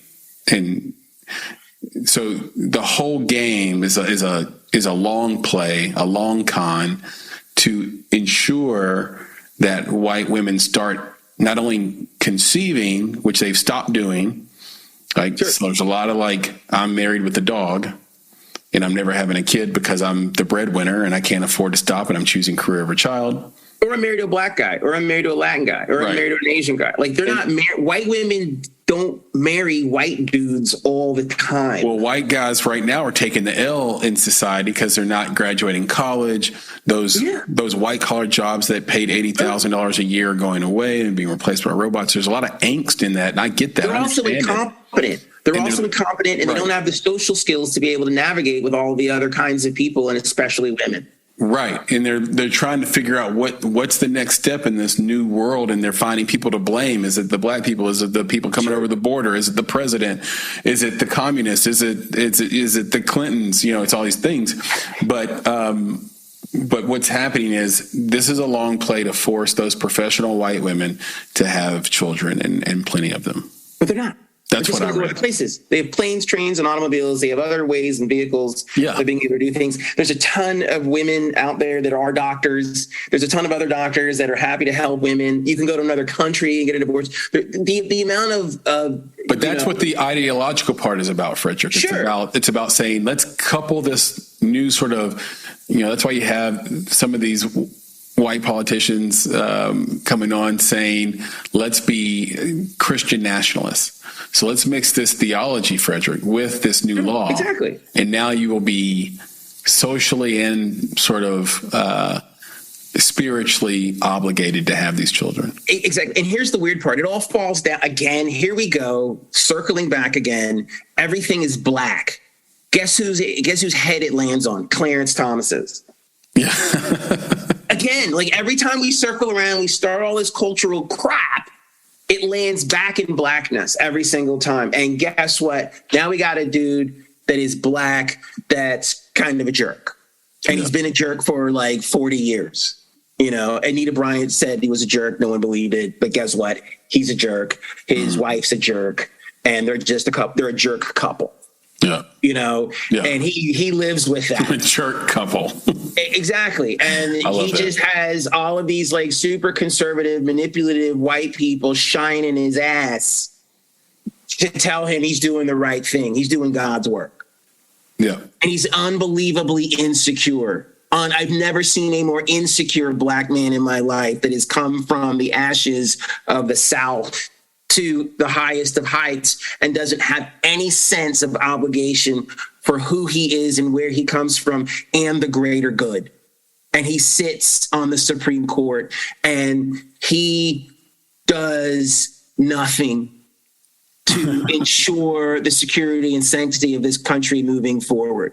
I wasn't sure if you were it's all dependent on him. At the word nothing. He's the guy. If he could just get his head out of his rear, this wouldn't be a problem. What's he getting? Like, does he get a check for being a jerk? I think maybe he knows what room he's in. You know, the way that he wants his bread buttered is insane. That's why the documentary that I made, Rock Hill, it's about black men making the right choices. Yeah. And he's someone who makes the wrong choices for humanity. I'm not even talking about blackness. I'm talking about for humanity. I'm talking about the sanctity of the ascension of womanhood. Don't you want to be a part of that? Right. Like he has no desire to lift us into the 21st century, even though he is a product of people who fought and died in the previous centuries in order for him to have this gig. Yeah, that's. You know what I mean? I just want Thurgood Marshall to come back from the dead and whip this guy's ass. Another movie idea right there. That's the movie that I want to make. That suddenly another genius Frederick movie idea. Speaking of Rock Hill, by the way, and after the fall. You have so many more docs you've made that we haven't talked about. I am curious, in your own opinion, and I know it might make you feel uncomfortable to sort of pat yourself on the back, but in your own opinion, which one of your films had the greatest impact for change, in your opinion, at least so far? So far, it's a film I made in 2020. It's called Pre-Existing Freedom. It's actually only a 15-minute film. It was an experimental documentary film that I'd like to actually explore and make it longer. I think it's a more intriguing piece. It's a longer piece. It was just so scary and so impactful when I made it. I made the first version at 6 minutes and then got the courage to say, okay, I'm going to go for 15 here. And it's the one that, to me, has created the most change, where people were moved. Like it shifted the ground that they were on, based on the world around them, people, their feelings, COVID, race, culture, all of those things that were colliding in 2020 at 100 miles an hour that people were having a very difficult time unpacking and making sense of. And I decided to make a documentary that was unpacking that and making sense of it, because I was in a state of nirvana at that particular time because I had nothing to do. Yeah. And when that whole period when there was nothing to do, your mind becomes clearer. You can see deeper into the universe. You can understand better. And instead of pouring Tiger King into my head and drinking wine and eating food and sitting in my home and gaining 20 pounds, or the other extreme where you saw people jogging all the time, which was ridiculous too. I made a film, and I made something that was completely personal and raw and real. And it was this person relating to the bigger world. And I didn't realize the significance of it until I got into it and realized my blackness was playing into it. At first, I wasn't thinking about my blackness. Mm-hmm. And then I realized, like, wow, we don't get a chance to see Black people talk about how they feel about something important and significant beyond their troubles. Mm-hmm. it's always like Black people are talking about, my dad's in jail, my mom's on crack, living in the streets, I got shot, I'm with the president, whatever. All this, I can't eat, whatever, all this stuff that we've stereotyped as the Black experience. What happens when all those things are taken care of? The world has stopped, everybody's paying attention to the same thing, and now a Black person's going to comment on it. And what do they say? What do they think? And they're identifying as Black, and they're cool with it. And they have the ability to communicate across cultural lines. The most powerful thing for me as a person is that I'm dark-skinned and I can talk and I can speak in a way. It's disconcerting to people to listen to me talk sometimes. They don't even know how to handle it. And that's just the Black people before I even get into the white people. Right. You know what kind of person really likes the way I talk? Asians. Asian people really like, because I speak clearly and distinctly, and they love the way they want to talk like me. They're like, you talk so clearly. Yeah. You talk past your cultural accents into a space in English where people find you to be very palatable. And that's a very desirable space for many Asians, is to be taken seriously with how they speak. That's a great. And so Asians like the way that I talk, and I identify with them on an intellectual level. I agree with that. My brother-in-law is Laotian, and he still has his accent after 50 years, but I think he couches that thing you're talking about, Frederick, in humor. Right. And I think most people do that. It's not a Laotian thing. That's just a human thing. It's like let's couch our insecurities in humor. Let's couch it in violence. Let's couch it in, that's that whole thing where you come home from college as a Black person, and then your uncle sitting there is like, I can still whoop your ass. Oh, and and you're like, I'm always going to be hood. Thanks. I appreciate that. Right. And he's couching his insecurity about his intellect in his violence. Exactly. Like the thing he thinks he can still do. I find that endlessly fascinating. And I want to just speak to the power of film. Mm-hmm. And we're both in film because of how powerful it is. Imagine a 15-minute film that can get across what it gets across in that period of time. And I always go back to a great filmmaker, Emil Giardo, out of Los Angeles, who has a 1-minute short film that will move you. It's literally 1 minute long. And of course, he also has the film on HBO Max, 1, 2, 3, All Eyes on Me, that I've bragged on a lot of times. That everybody should watch that if they get the chance. Frederick, I'm going to take you down a didactic path here. Okay. Because this audience needs and wants to learn, obviously, from an Emmy-winning documentarian like yourself, multiple award-winning documentarian. So let's get into some of these more tactical tool methodology type questions. Sure. What is your approach to narrative on a documentary? Do you know the story arc in advance, or do you trust that one will emerge as you film? It's both. I always go in with a particular story arc or an idea or a predisposition or perception. I think that that's very important in sort of driving yourself forward. I'm a big fan of, one of my favorite explorers of all time is Magellan. Mm-hmm. And Magellan, unlike Columbus, Magellan was a real stickler for using the compass and mathematics and like really trying to figure out where the hell he was going, Columbus was kind of winging it sometimes, and then what it allowed Magellan to do was make adjustments when things would get a little wacky. Okay. And it created an opportunity for him to discover things that Columbus never discovered. Like, Magellan discovered the Magellan Straits at the bottom of South America. Columbus was a clown and found his way to the Caribbean, was calling everybody an Indian. That's Columbus. He was a meatball. And so this is, how hard is it to, as a filmmaker, not force your preconceived story arc into the story, to not manipulate it? It's going to come out, whether you think it is or it's not. sometimes you can control it.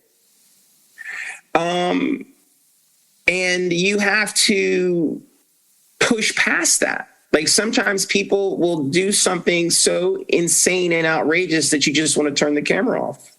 Okay. But you're like, I can't, because it's their truth. And I fight with other people that work with me all the time. It's the biggest problem I have with working with other people in documentaries. They're always turning my camera off. Because I don't like that. That was too weird. I don't understand that. That was like, and they push certain narratives, and I'm like, you've got to keep it rolling. And then you have to know when to shut up and not stick your nose in it too. Because the other problem is that a lot of people, and I hate to say this, but a certain number of my friends of color that make documentaries, they're in there needling. They're in there trying to get people to elicit a specific response. Like you can't walk up to a Klan member doing a documentary and go like, why are you a racist? You can't do that. You know what you do when you walk up to a Klan member that you're interviewing for a documentary? You go like, what'd you have for breakfast? See what I'm saying? Yeah, that's brilliant. Totally different. That's my approach to filming people that are not in favor of me. Mm-hmm. You have to break them down, and they break themselves down. You can't open anybody up. Like this fantasy that we have as documentary filmmakers sometimes, and I'm going to make the thing that's going to change the world. I'm going to make people see and understand, blah, blah, blah, blah. Not going to happen. People decide what they're going to decide when they're ready to decide it. Right. Now, interesting documentary. Like if you had interviewed some of the people that, ran up on the Capitol building on January 6th, before they had the idea they're going and you're hanging out with them before they go and then they do it in the day of and you have all that footage and now they're going to jail. Mm-hmm. And now you interview them for jail and then you ask them about what they did 3 years ago. How you liking that? Yeah. Different perspective. Somebody that's like, oh yeah, COVID's not anything, blah, blah, blah. And then you go interview someone that survived being on a ventilator. Mm-hmm. And then like, oh, well, I got a different opinion then. That's right. Be a deal. I like the methodology. Exactly. So I think that for me, I just try to stay aware when to ask the questions, when not to ask the probing question, when to ask the probing question, when to keep the camera on, and then of course when to turn it off. And like I've had problems with people of color. Like I'm out there, I'm shooting Black Lives Matter stuff, and then the old black man march with King. The young brothers and sisters don't want to interview that guy, and I'm like, that's the guy I want to interview. I don't care about these new people. Right. They wanted to go interview the guy that was the Black Lives Matter guy that ended up embezzling all that money. Remember that guy? I have an interview with that guy. Not because I wanted it, but because the other people that I was working, they were, my crew, they were like, oh, we want to interview. This guy seems so cool. I was like, something? That's something that dude I don't like. Something. He's a little too charismatic. He's a little bit too on point. He's a little bit, too with the knowledge. I'm like, this guy's got something. He's polished. He's not going to give you what you want anyway. Exactly. It was all just, he was ready for it. And I'm like, that's not the guy I'm trying to interview. I love the idea of disarming someone with the question. Oh yeah. What did you have for breakfast? Exactly. You gotta come in there and what a way to disarm someone. That's amazing. Disarm them. I love that. You have to, and you got to be your best self. In certain instances, you can't dap them up. Sometimes you got to come in there and you got to be like super intellectual type or whatever. You got to read the room if you really want to get to the story. Because the one thing that is true about everybody wants to be on TV. Everybody wants to be on TV. So it is rare when someone says, no, turn the camera off, I'm not interested. Mm-hmm. Usually that person's, doing something illegal or something. Like there's just something else going on there. They're not interested in you shooting them. The only time I've ever been my experience too. Oh yeah. And only with environmental stuff have people just told me to get the bleep out of here. Yeah. Like those people are up to some shady stuff. There's people I grew up with that didn't want to be on film. And I thought to myself, That's the most dangerous person I know. Like, everybody wanted to be part of this particular thing I'm talking about, and this one or these two people didn't. And I was like, they got something to hide. I knew what was up with them. I knew, but they weren't. They were the serious ones. They weren't there for the clout. They were there for the blood and the money. And I was like, oh, godly. And they were the most calm people. They weren't like, they weren't like loose. They weren't like loose ends. They weren't like so yeah, I think that's a great thumb or a great signal. Exactly. Cubans in Florida, conservative Cubans that are Republican, I found it difficult to interview them. Now, but then Cubans from Florida that are Republican that had emigrated to Atlanta, they'll talk. They'll run their mouths all day long. What's the difference? I don't know. Couldn't figure it out. Not quite sure like what the deal is. I think it has something to do with Miami and the fact that they got there from Cuba and never left Miami. Right. And it's kind of a little bit of a trade secret here that we've got this backdoor deal, the whole Castro thing, and we don't want to screw it up. We got a handshake agreement with the conservative right. You protect our interests. We're not going to say anything bad about you. The ones that then eventually leave Miami, they go other places, they'll yap.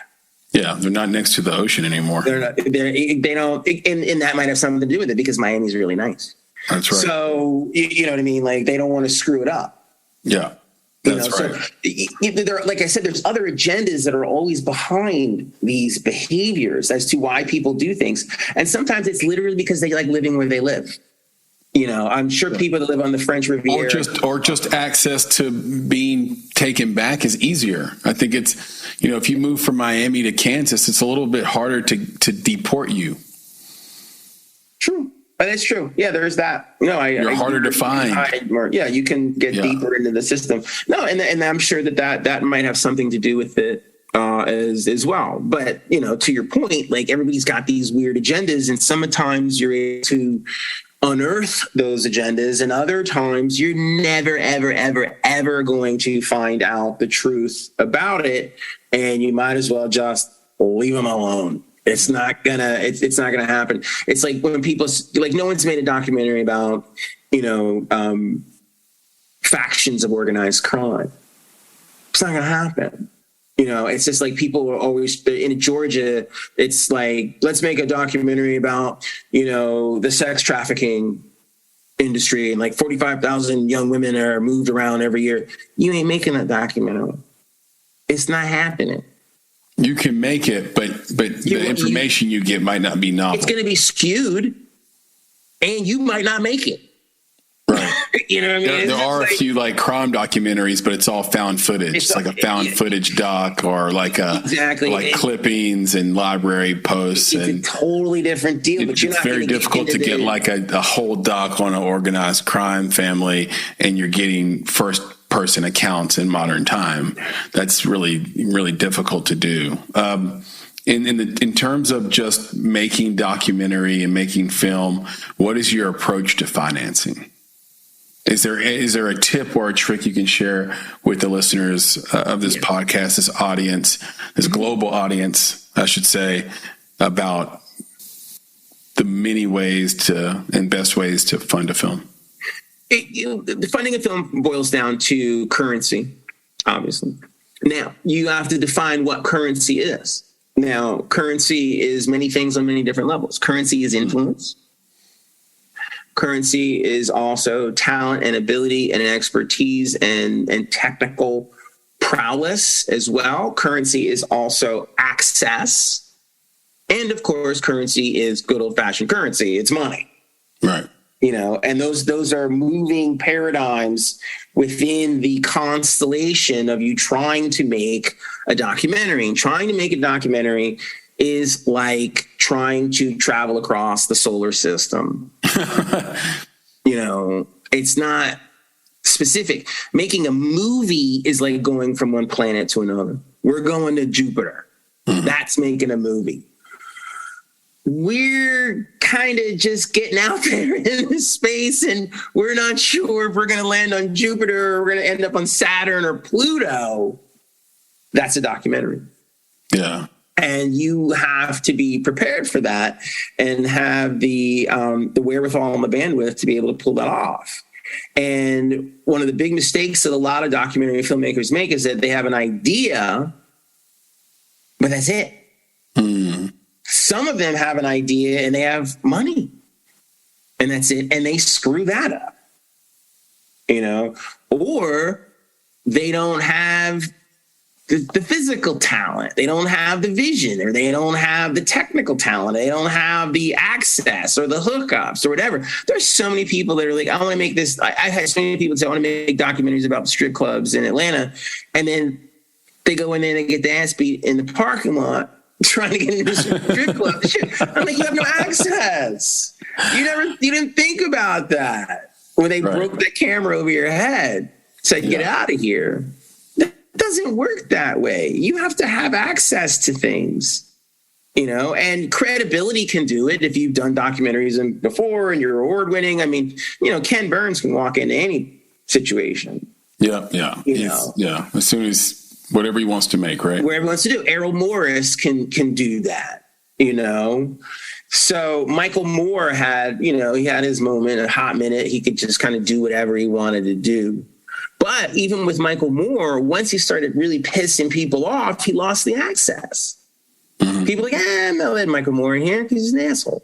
They can see him coming. But he does have the greatest box office documentary hit of all time. So exactly. And he hit it right at the right time in the right way. And kudos and bravo. Yeah. But then he blew his career apart because he started waving his finger at the system, demanding change, and the system is not going to change. Like, this is the ridiculous part. Nobody's going to wake up tomorrow and say, okay, we're going to treat everybody right. No, it doesn't work that way. It only works one way, and the one way is the way that Berry Gordy did it, because Berry Gordy came out of the 50s, and they were like, they don't let black people do anything. You can't make any money. There's no record labels. What are we going to do? What are we going to do? Guess what, Berry? Start a company. Yep. It was him and Smokey, and they started a company. It was in their basement, and they got that little house, Hitsville, and they went from there, and then they just started recruiting talent, and they built it. You don't do anything in this society and anybody, black, white, blue, green, purple, by sitting there negotiating with the system. I mean, come on, all the people on the board at Twitter voted to let Elon Musk buy Twitter for $44 billion, like 2 days ago. Yep. You know why? Because they're going to make a bunch of money. Yeah. That's the game. Even though we all know that Elon Musk should not buy Twitter. And we know that it's morally wrong because he's a loon. But they're going to do it because of the money. The money's the thing. That's why Jackie Robinson got in the major leagues, because of the money. That's why there aren't any black owners in the NFL, because of the money. They're like, yeah, we don't want to mess with the money. Until the money's right, there's no way we're going to let anybody black have a team. It's not happening. That's the color of our country, green. But we don't have the guts to say everybody black's just going to go off and have their own league. They're going to have the Negro Football League, which would be way better than the white one, by the way, and the basketball. We could go do it. We're just afraid. We're programmed. We're scared of white people. Black people, and I'll stand and fight any black person in the parking lot on this one. We're afraid of white people. We're terrified. We always think we need to be around them and do what we don't need them. We never needed them. Berry Gordy sold Motown in the 80s to Polygram. Robert Johnson sold BET, 12, 15 years ago for $5 billion, whatever. We sell our stuff off. We don't build economic communities, With all due respect to Tyler Perry Studios, he's not developing new talent. He doesn't have anybody on that lot that's creating new content. He's not shooting anything except the stuff he wants to shoot or what he rents out to the Marvel companies. Mm-hmm. Now, that's fine. That's his business paradigm. But guess what? The second that the Medea thing doesn't hit anymore, or he starts losing a bunch of money, or he starts hemorrhaging, and Disney's going to walk in and say, we'll buy it from you. We'll buy it. We'll take it off your hands. I'm not saying that's going to happen. I don't want that to happen. You know what I want him to do? I want him to hire you I want him to hire me, and I want him to like give us an office, and we develop stuff, and he like has faith that like I'm going to write checks against you guys' talent. He doesn't do that. We don't do that because we're afraid the white people won't like us if we start bringing in too many darkies into the party. They want to control that. You know, it's crazy. It's absolutely crazy. We've created this on our own. We are literally sinking our own ship. Instead of being Magellan, we are Christopher Columbus. Yeah, and I don't hear that and think separatist. I don't think that. No, I hear it and just think it's economic. Why can't we do what other communities have done? You know, exactly. Slaves, Jews were slaves for 9,000 years. Yeah, they figured it out and have solidarity in their community without being separatists at all. Exactly. And so I think advocating for that is really smart. Now, I will be full transparency. I am an Elon Musk apologist, and we can go back and forth on him at another time. I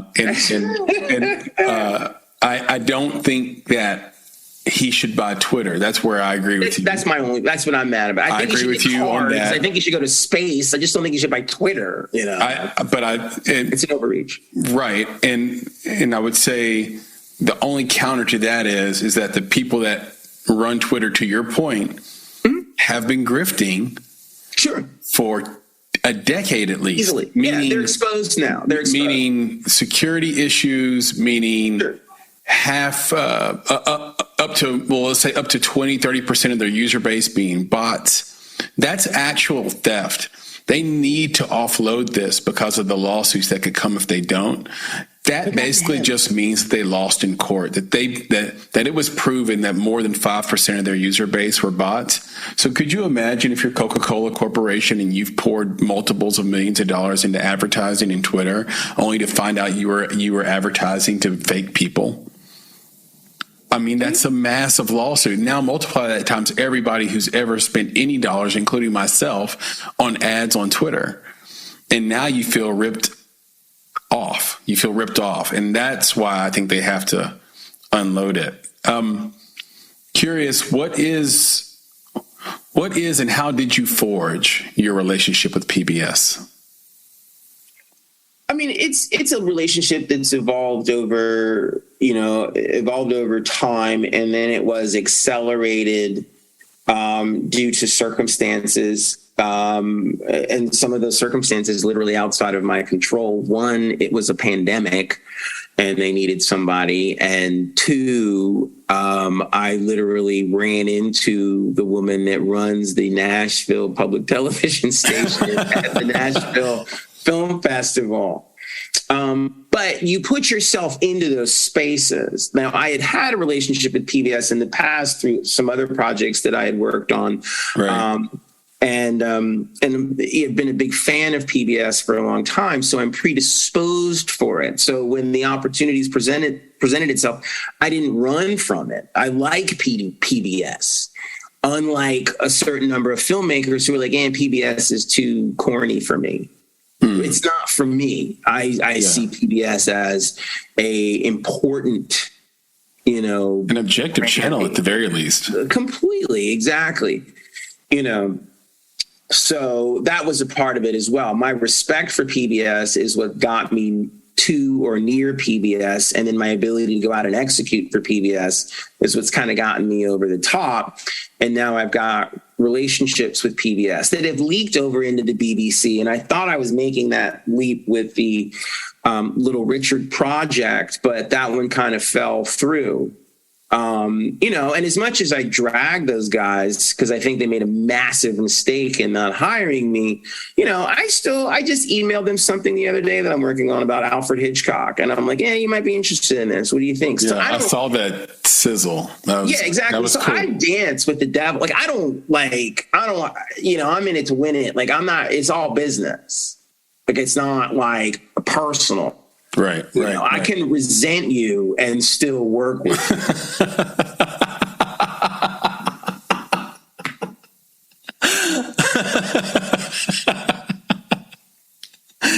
I might name this podcast that.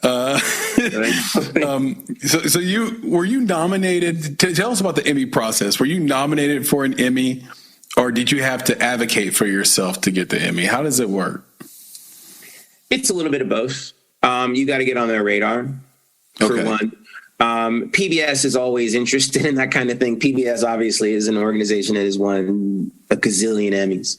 So things that they find of merit, they're going to push and they're going to support and back. And so that was basically how it evolved. Initially, no one thought that it was going to be like an Emmy-winning piece. They weren't really sure. It was during the pandemic. People weren't allowed to fly anywhere. They had to let me do it on my own. I was doing my own thing with it and how it was being put together. But it worked out. And it's not only an Emmy-winning piece, it's a Telly-winning piece. Oh, you got a Telly. I love it. A Telly. And then it also gets screened at film festivals, all over. That's exciting. Which is great, from, Palm Springs all the way to Birmingham, Alabama. And I think it's a very important piece. And once again, it's the focus is on Black men and another aspect of the Black male experience, which is the LGBTQ experience as well, which is an interesting counter to the hip hop cisgendered universe of Black men and the Black female universe. It's not either one of those things. And that's what drew me into it. I mean, I'm a cisgendered Black male, but I have a very strong allegiance to Black men in the LGBTQ community because my favorite uncle, my mother's brother, was a part of that community and passed away prematurely due to HIV. So I feel very strongly about that. So I'm very driven in that space. And you know what it does? It just rubs lame Black people the wrong way. And I kind of get off on that too. So I'm not going to lie to you. I love irritating other Black filmmakers and challenging their positions on things when it comes to, stereotype and sexuality and things like that. I think they're a little bit too pent up sometimes and they're too judgmental and, they feel some kind of way about gay Black men and all this other crap. And I'm like, whatever, eat this. How do you specifically advocate for yourself? Like what is the best way if you were going to tell someone, here's how you advocate for yourself to get an Emmy? What's the first thing they should do? You got to do something that's worthwhile. You got to sit down and you got to say, okay, I got to do a project that's going to really stand out. That's going to be something that's meaningful and purposeful or innovative. So it's the film itself. Absolutely. It always comes back to the film itself, and it's got to be something that you feel passionate about and that your passion is transferable into the piece. It should feel like an extension of you. Yes. And then you're putting yourself in the position to win awards, and not just an Emmy, but, a Telly and a lot of other things as well. But you have to find something that has purpose and gravitas and gravity and grit to it as well. It just can't be something that's sort of a fly by night kind of thing. And, unless you're going to go get Kevin Hart to host it or something like that, then you got to come in and find celebrity to buoy it up. And that's a choice. You can do that if you got that type of access. Right. Again, currency. There's all of these different levels of currency. So you can make something award winning with no money. If you've got vision, passion, talent, technical talent, and some level of access to something. Yeah. So this idea that I don't have any money, I can't do anything, that's hogwash. There are people out there that got crazy skills with iPhones and know how to edit, and they can make something that's astounding. I've made things shooting with, a DSLR that are just amazing, or, old mini DV tape and all kinds of stuff. I have shot video all the way back into the VHS era. Yeah. So I don't want to hear it when somebody says I can't do that because I don't have any money. I'm like, no, that means you're lazy. Yeah.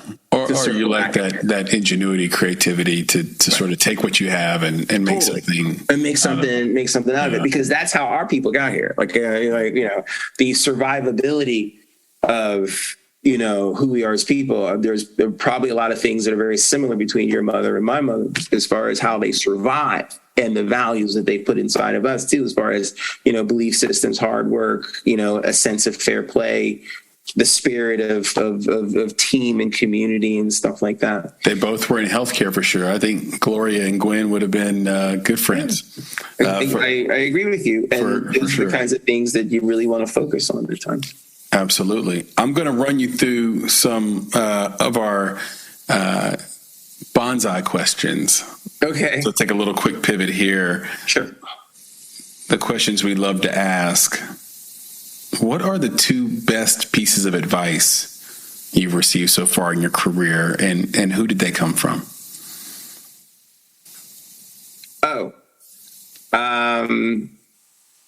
One filmmaker that I knew when I first got started in Atlanta, and it was, if half the people love you and half the people hate you, you're doing something right.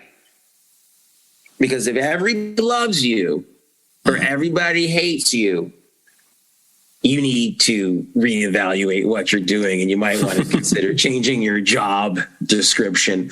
And then the other thing was one of my mentors, and he's actually Japanese American, and he's older than he's a mentor. He's older than me, and he said, "No is the most powerful word in the universe, and trust your instincts, and you will never be wrong." And then the other person that I had mentioned, Fr3deR1ck from Kenya, who said, "You are more African than you are American." And those are some of the things that have been most profound with me. The first thing about half the people love you, half the people hate you, that was a white man. White man told me that. So you can get life lessons from anybody. Yeah. And then the other 2 were men of color. I think filmmaking isn't to that point. It's not about making everyone nod yes. Okay. Otherwise, why did you make a movie? Exactly. But maybe tentpole movies are, but they are. They documentaries. Totally are. And there's a place for them. I get it. I saw documentaries should push you somewhere, right? Sure. Oh, absolutely. But those people that don't get it, you still got to keep them in the boat. And I say this all the time to filmmakers of color, because they always act like, well, I don't care if they don't like it, whatever. And I'm like, what are you doing? You're throwing people out of the boat. That's insane. Yeah. It is your job as the filmmaker to reach deeper, to keep that person that is the doubter, that is the disbeliever. You're an evangelist. You run a church. You don't want anybody to leave the church. And the ones that aren't sure, you got to work a little harder to keep them in the church. That's your job. Mm-hmm. And these filmmakers are so soft. And I'm going to drag these filmmakers of color for a second. They're so they think like the world revolves around them and everybody gives a crap about their opinions. And if no one likes what they think, they're like, so what? Who cares? Blah, blah, blah. But I'm going to be on the red carpet and I want to be rich. I want to be famous, all this other stuff. But I'm like, you have no skills. You have no ability to talk to someone who doesn't understand you or like you. Yeah. All of this stuff I have done that has gotten me over the top, that has been award winning, I have dealt with people that don't like me, or they're not sure about me, or I'm weirding them out, or I'm making them feel uncomfortable, or whatever. That's the real story. That's filmmaking. That's what makes Gordon Parks' photography so great. When you look back and like he's taking pictures during the civil rights era and stuff like that, and a little girl standing in front of a colored only sign, and you're like, I'm sure everybody was like, we hate that black guy that keeps coming around taking pictures. You know? Yeah, for sure. They hated him. But now, guess what? He's revered. He's one of the greatest photographers in American history. Speaking of artists that you need to drag so you can teach them a thing. How about we flip it and talk about artists that you admire and want to emulate? I'm curious, who are those creatives and what do they do from a technical or skill standpoint that makes their work stand apart? It's so complex because of the deluge of impotent Black art right now that you have to not only dig through a lot of crap to find people that are alive, you're forced to go back in time. You know, like I can sit around and talk about Jean-Michel Basquiat all day, but he's gone. I can talk about Thelonious Monk all day. I can talk about Frederick Douglass all day. You know, now, then there are the people that are here, you know, and then for me, it is Neil Tyson deGrasse. It is, I mean, I just think that guy's just the bomb diggity. Like, I'm just like, God, this guy's like so amazing and so smart. Cornel West is another one. And that's someone I've had the pleasure of meeting and being around and interviewing. And I'm just like, this guy's God. Like he's fears nothing. And by him fearing nothing, that's why he gets all this BS thrust upon him, because he fears nothing. And I admire that. I mean, Yale told him to clear out his desk. That's crazy. You know, Yale's not trying to fire Black people, but they will get rid of those that talk too much about stuff they don't want to hear. And I respect that. I admire that. Steve McQueen, the director of 12 Years a Slave, I think he's fantastic. I think he's a genius. I think he doesn't work enough, or he's not trying to work enough, or he doesn't care. I don't know what the deal is. He lives in London. He's not playing this American game. I think that's fascinating. Yeah. I wish I could see more from him. I mean, he's made some other great films earlier in his career that are amazing as well, and outside of the Black diaspora as well. He's a fully formed filmmaker of color, which I really like. Guillermo del Toro is amazing as well. One of my favorite films that I've seen in the past several years is Parasite. I just think it's a phenomenal. Parasite's amazing. It's amazing. It's just it's amazing. I'm breathless, speechless. Like I don't know what to say. I mean, the last time I was affected that way about a film, it was Moonlight. Yeah, you know, where I'm just like, oh my God, this is just so dangerous and in depth as far as social hierarchy, social order, challenging people's belief systems and insecurities and stuff like that. So, you know, I want to see more of that. It's interesting too, because one of my favorite tentpole movies was just the first one. It was the first Wonder Woman movie. Yeah. I thought that was just breathtaking. It was like now there's an action film. I just thought that was, you know, phenomenal, because it had a full arc of a character. You know, the first Iron Man, the first Iron Man was Robert Downey Jr. I thought it was really good. Amazing. You know, there are films that are Hollywood films that I do think are great. I still believe that Ricardo Montalban is the greatest sci-fi villain of all time in Star Trek II, The Wrath of Khan. I still think it's such a great performance. So it is there. I do see those things as well. And then there are things like, I still love The Breakfast Club by, you know, John Hughes. Yeah. You know, there's some of that. John Hughes almost never missed. What's that? I said John Hughes almost never missed.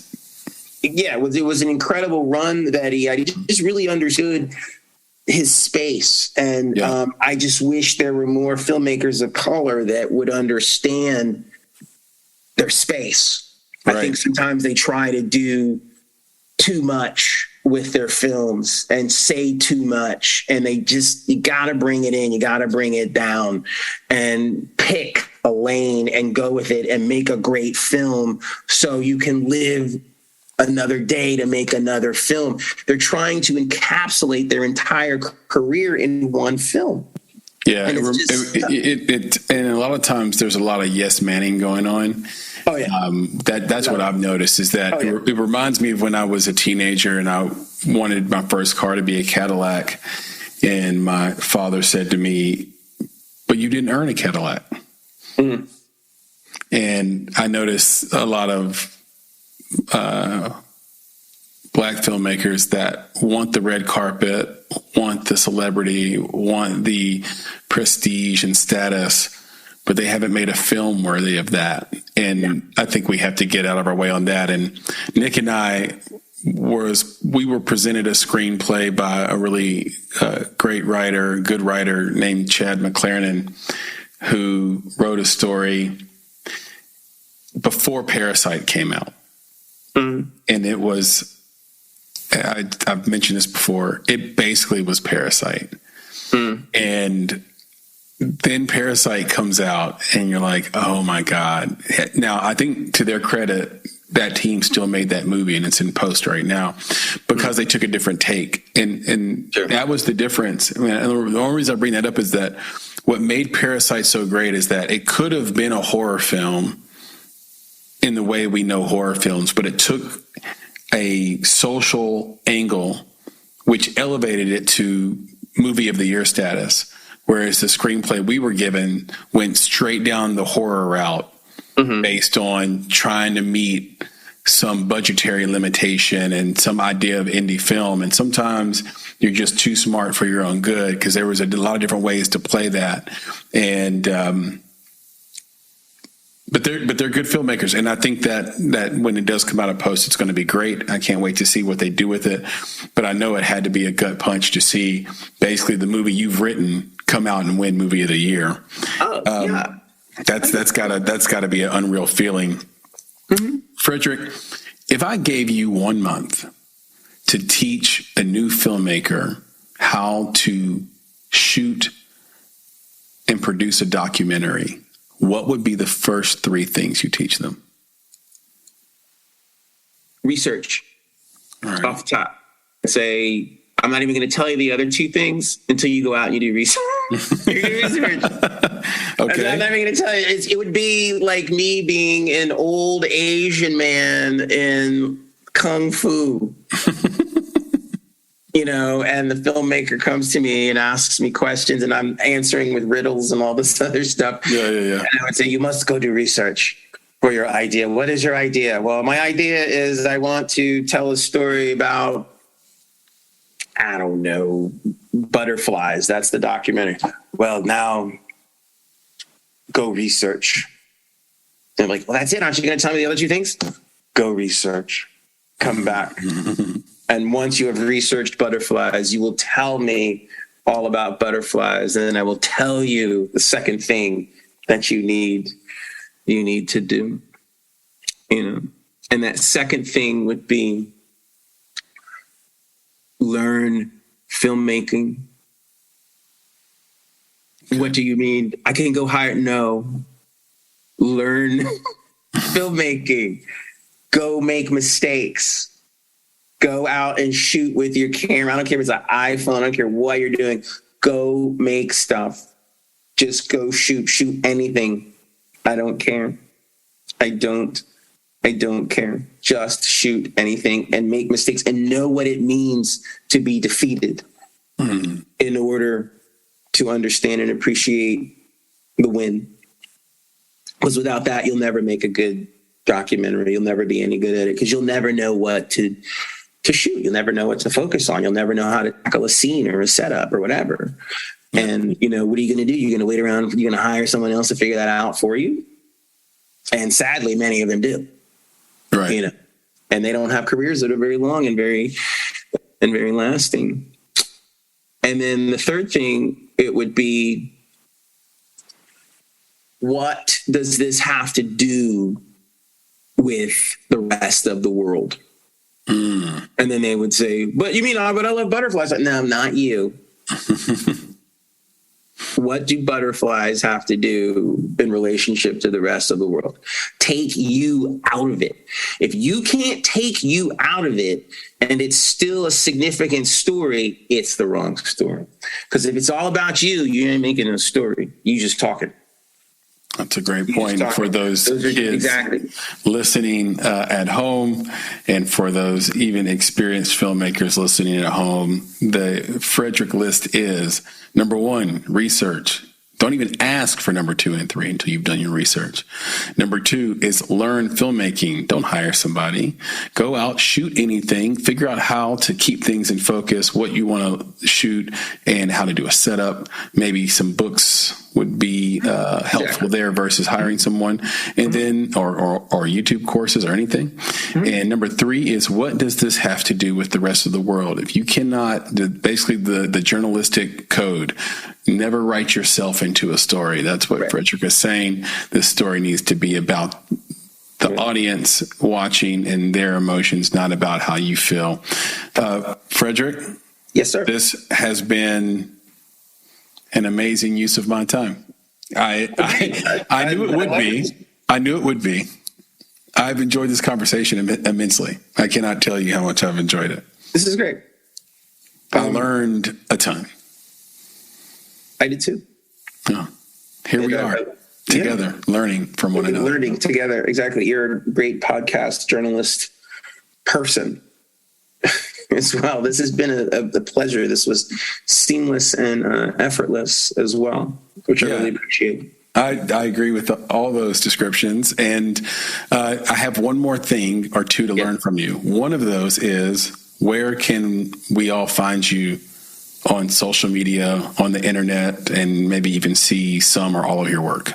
Great. The best way to find me on the internet is you go to the Google machine and you type in Fr3deR1ck, and everything will come up.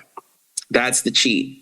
Now, all the social media is always at Fr3deR1ck, whether you're talking about Facebook and Twitter and Instagram and all that other stuff. It's always at Fr3deR1ck. That's the best way to find everything. My corporate site is tomorrowpictures.com. My creative-based streaming site is tomorrowpictures.tv. I highly recommend you go to tomorrowpictures.tv and watch a lot of the curated content that I have up. I think it's awesome.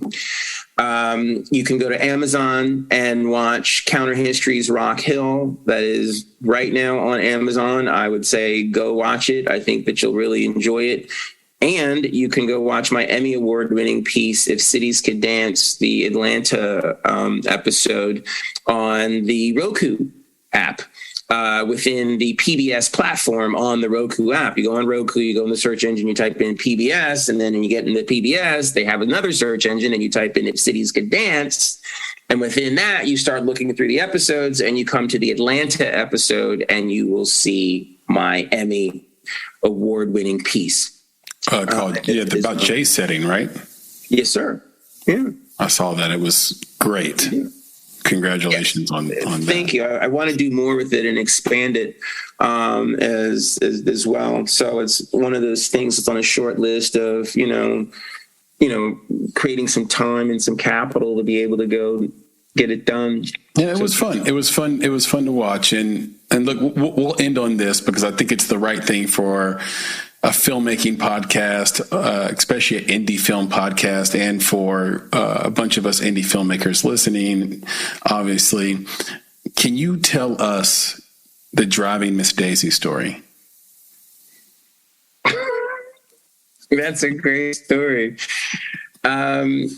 Yes. In closing, I will tell you the Driving Miss Daisy story. I got a huge heads up on that gig or that job because, as you know, Morgan Freeman was in Driving Miss Daisy, Jessica Tandy, Dan Aykroyd, whatever. They had nobody black on the set. And Morgan Freeman said, you should have somebody here black, on set. You're making a film about race and you don't have anybody black. And they went, oh my God, we're already in Atlanta. We got to find someone. Okay, let's call the local film school. Who do they got? Georgia State. I was in school there. I had a professor, Dr. K. Beck. Dr. K. Beck recommended me. She said, I'm going to give you 24 hours to go get this job. I'm not going to tell anybody else about it for 24 hours. Go get the job. And I was like, thanks for the heads up. And went out, got the job. There I was on set now working on a Hollywood film as a lowly camera to-be assistant. At that time, I was just the camera intern. And I was hoping someday to move my way up to being a camera assistant. And within the process of the film, that did happen through a lot of endurance and hard work and focus as well. And it made a huge difference in my life moving forward. It helped to make me the filmmaker that I am, because I was around a lot of really talented filmmakers who were award-winning, and little did I know at the time they were going to go on and win an Academy Award for Best Picture. So I was hanging out with a bunch of people, learning from people that were making a Best Picture. And so there's all of these scenes in Driving Miss Daisy where it's Morgan Freeman and Jessica Tandy, and they're talking, and then like this skinny black kid pops up with his slate and says, "Marker," and then clicks the sticks and then just jogs back down. That's me. And at the time it was special, but it didn't really resonate with me as how special it really was until now, years later. And for me, one of the most impactful scenes was Jessica Tandy playing someone who was developing dementia. And I was there for that scene. I was slating that scene. It was some of the greatest acting I'd ever seen in my life, and I knew it when I saw it. And to this day, I still think about it and I get chills. Wow. And that they were conveying this idea of two cultures coming together as she's losing her mind. Yeah. And he's still trying to be there for her. This was a phenomenal amount of acting and opportunity that you just don't see anymore in films these days, where people are trying to get to the complex, the fourth dimension, if you will. And that's where I've just remained. I just believe in, getting beyond the race, the color, the cultural identification, who's black, who's white, who's biracial, gay, straight, blah, blah, blah, blah, blah, trans, whatever. Moving into a space of humanity.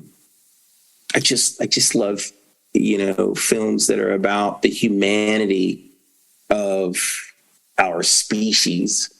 And we don't do enough films like that. And then all those other subjects and topics take care of themselves, because even with the violence and the kids in the streets that are doing all of the bad things, there's still humanity inside of those kids. Because you're like, who is that kid? Why is that kid being driven that way? Why is that kid doing what they're doing? That's the story. It's inside. It's not the violent act. It's the humanity. I don't care about the violent act. I care about what is the humanity that drove them to the violent act. And we don't tell that story enough. And that's what Driving Miss Daisy did for me. Yeah, and kudos, by the way, to younger Fr3deR1ck, who recognized the opportunity, even while not fully recognizing you were in the middle of a crucible moment and working hard. And then when the person above you didn't work out, you got promoted up, and they didn't see you as a risk because you had already been there, understanding the gravitas of the moment, even if just subconsciously. So what a great way to end this incredible conversation. And I hope that you won't be a stranger. I'll do my best not to. It has been We're going to work it out. A crazy year, but we are going to work it out. We're going to work it out. I'm going to see you at the Nashville Film Festival. I'll be there. It'll be the best one. It'll be the best one ever. Yeah, I'll be there. Okay. Working the festival, so I will hunt you down. Yeah, hunt me down. Nick will be there too. I think the whole Bonsai team will be there. It's going to be super awesome. I cannot wait to see you in a couple of weeks then, all right? You got it, brother. So I will see you soon. Yes, sir. Be good. You. Peace. Be good. Yes, sir. Hey, gang. One more thing before you go. I want to talk to you about Indie Insights. Indie Insights is our bi-weekly newsletter and love note to the film industry, movies, and the creatives that make them, not to mention you, our esteemed listeners. Inside, you'll find curated industry trends, articles, exclusive commentary, and underappreciated films from filmmakers like you worldwide. And the best part is that it's completely free. So, join today at www.bonsai.film. It just takes a few seconds, and once you sign up, you'll get the very next newsletter. It's that simple. Go to www.bonsai.film to get Indie Insights, our bi-weekly newsletter, and join a network of film creatives like yourself. And don't worry, we'll never sell your information or spam you with a bunch of nonsense emails, just the bi-weekly film industry goodness you need. And if you ever tire of Indie Insights, we hope not. But if you do, simply unsubscribe. No gimmicks, no games. So, one more time, go to www.bonsai.film to get Indie Insights for free. And thank you for listening.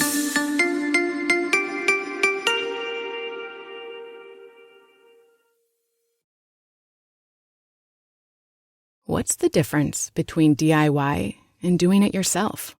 It's the difference between a part-time passion and a full-time business. Wix gives you the power to turn your passion into a moneymaker. With a website that fits your unique vision and the business tools you need to succeed. Let your ideas flow with AI that guides you, but keeps you in the driver's seat. Manage your business from one dashboard and keep it growing with built-in marketing features. It's time to turn your daydream into your dream job. Do it yourself. Go to Wix.com. This is your before and after story. Prepare for an incredible career in nursing. At Southeastern College, experience expert hands-on training. Learn real-world skills in our professional lab and simulated settings. And train for opportunities as a practical nurse, registered nurse, or career advancement with our RN to BSN program. At Southeastern College, your future is bright. Visit sec.edu to get started.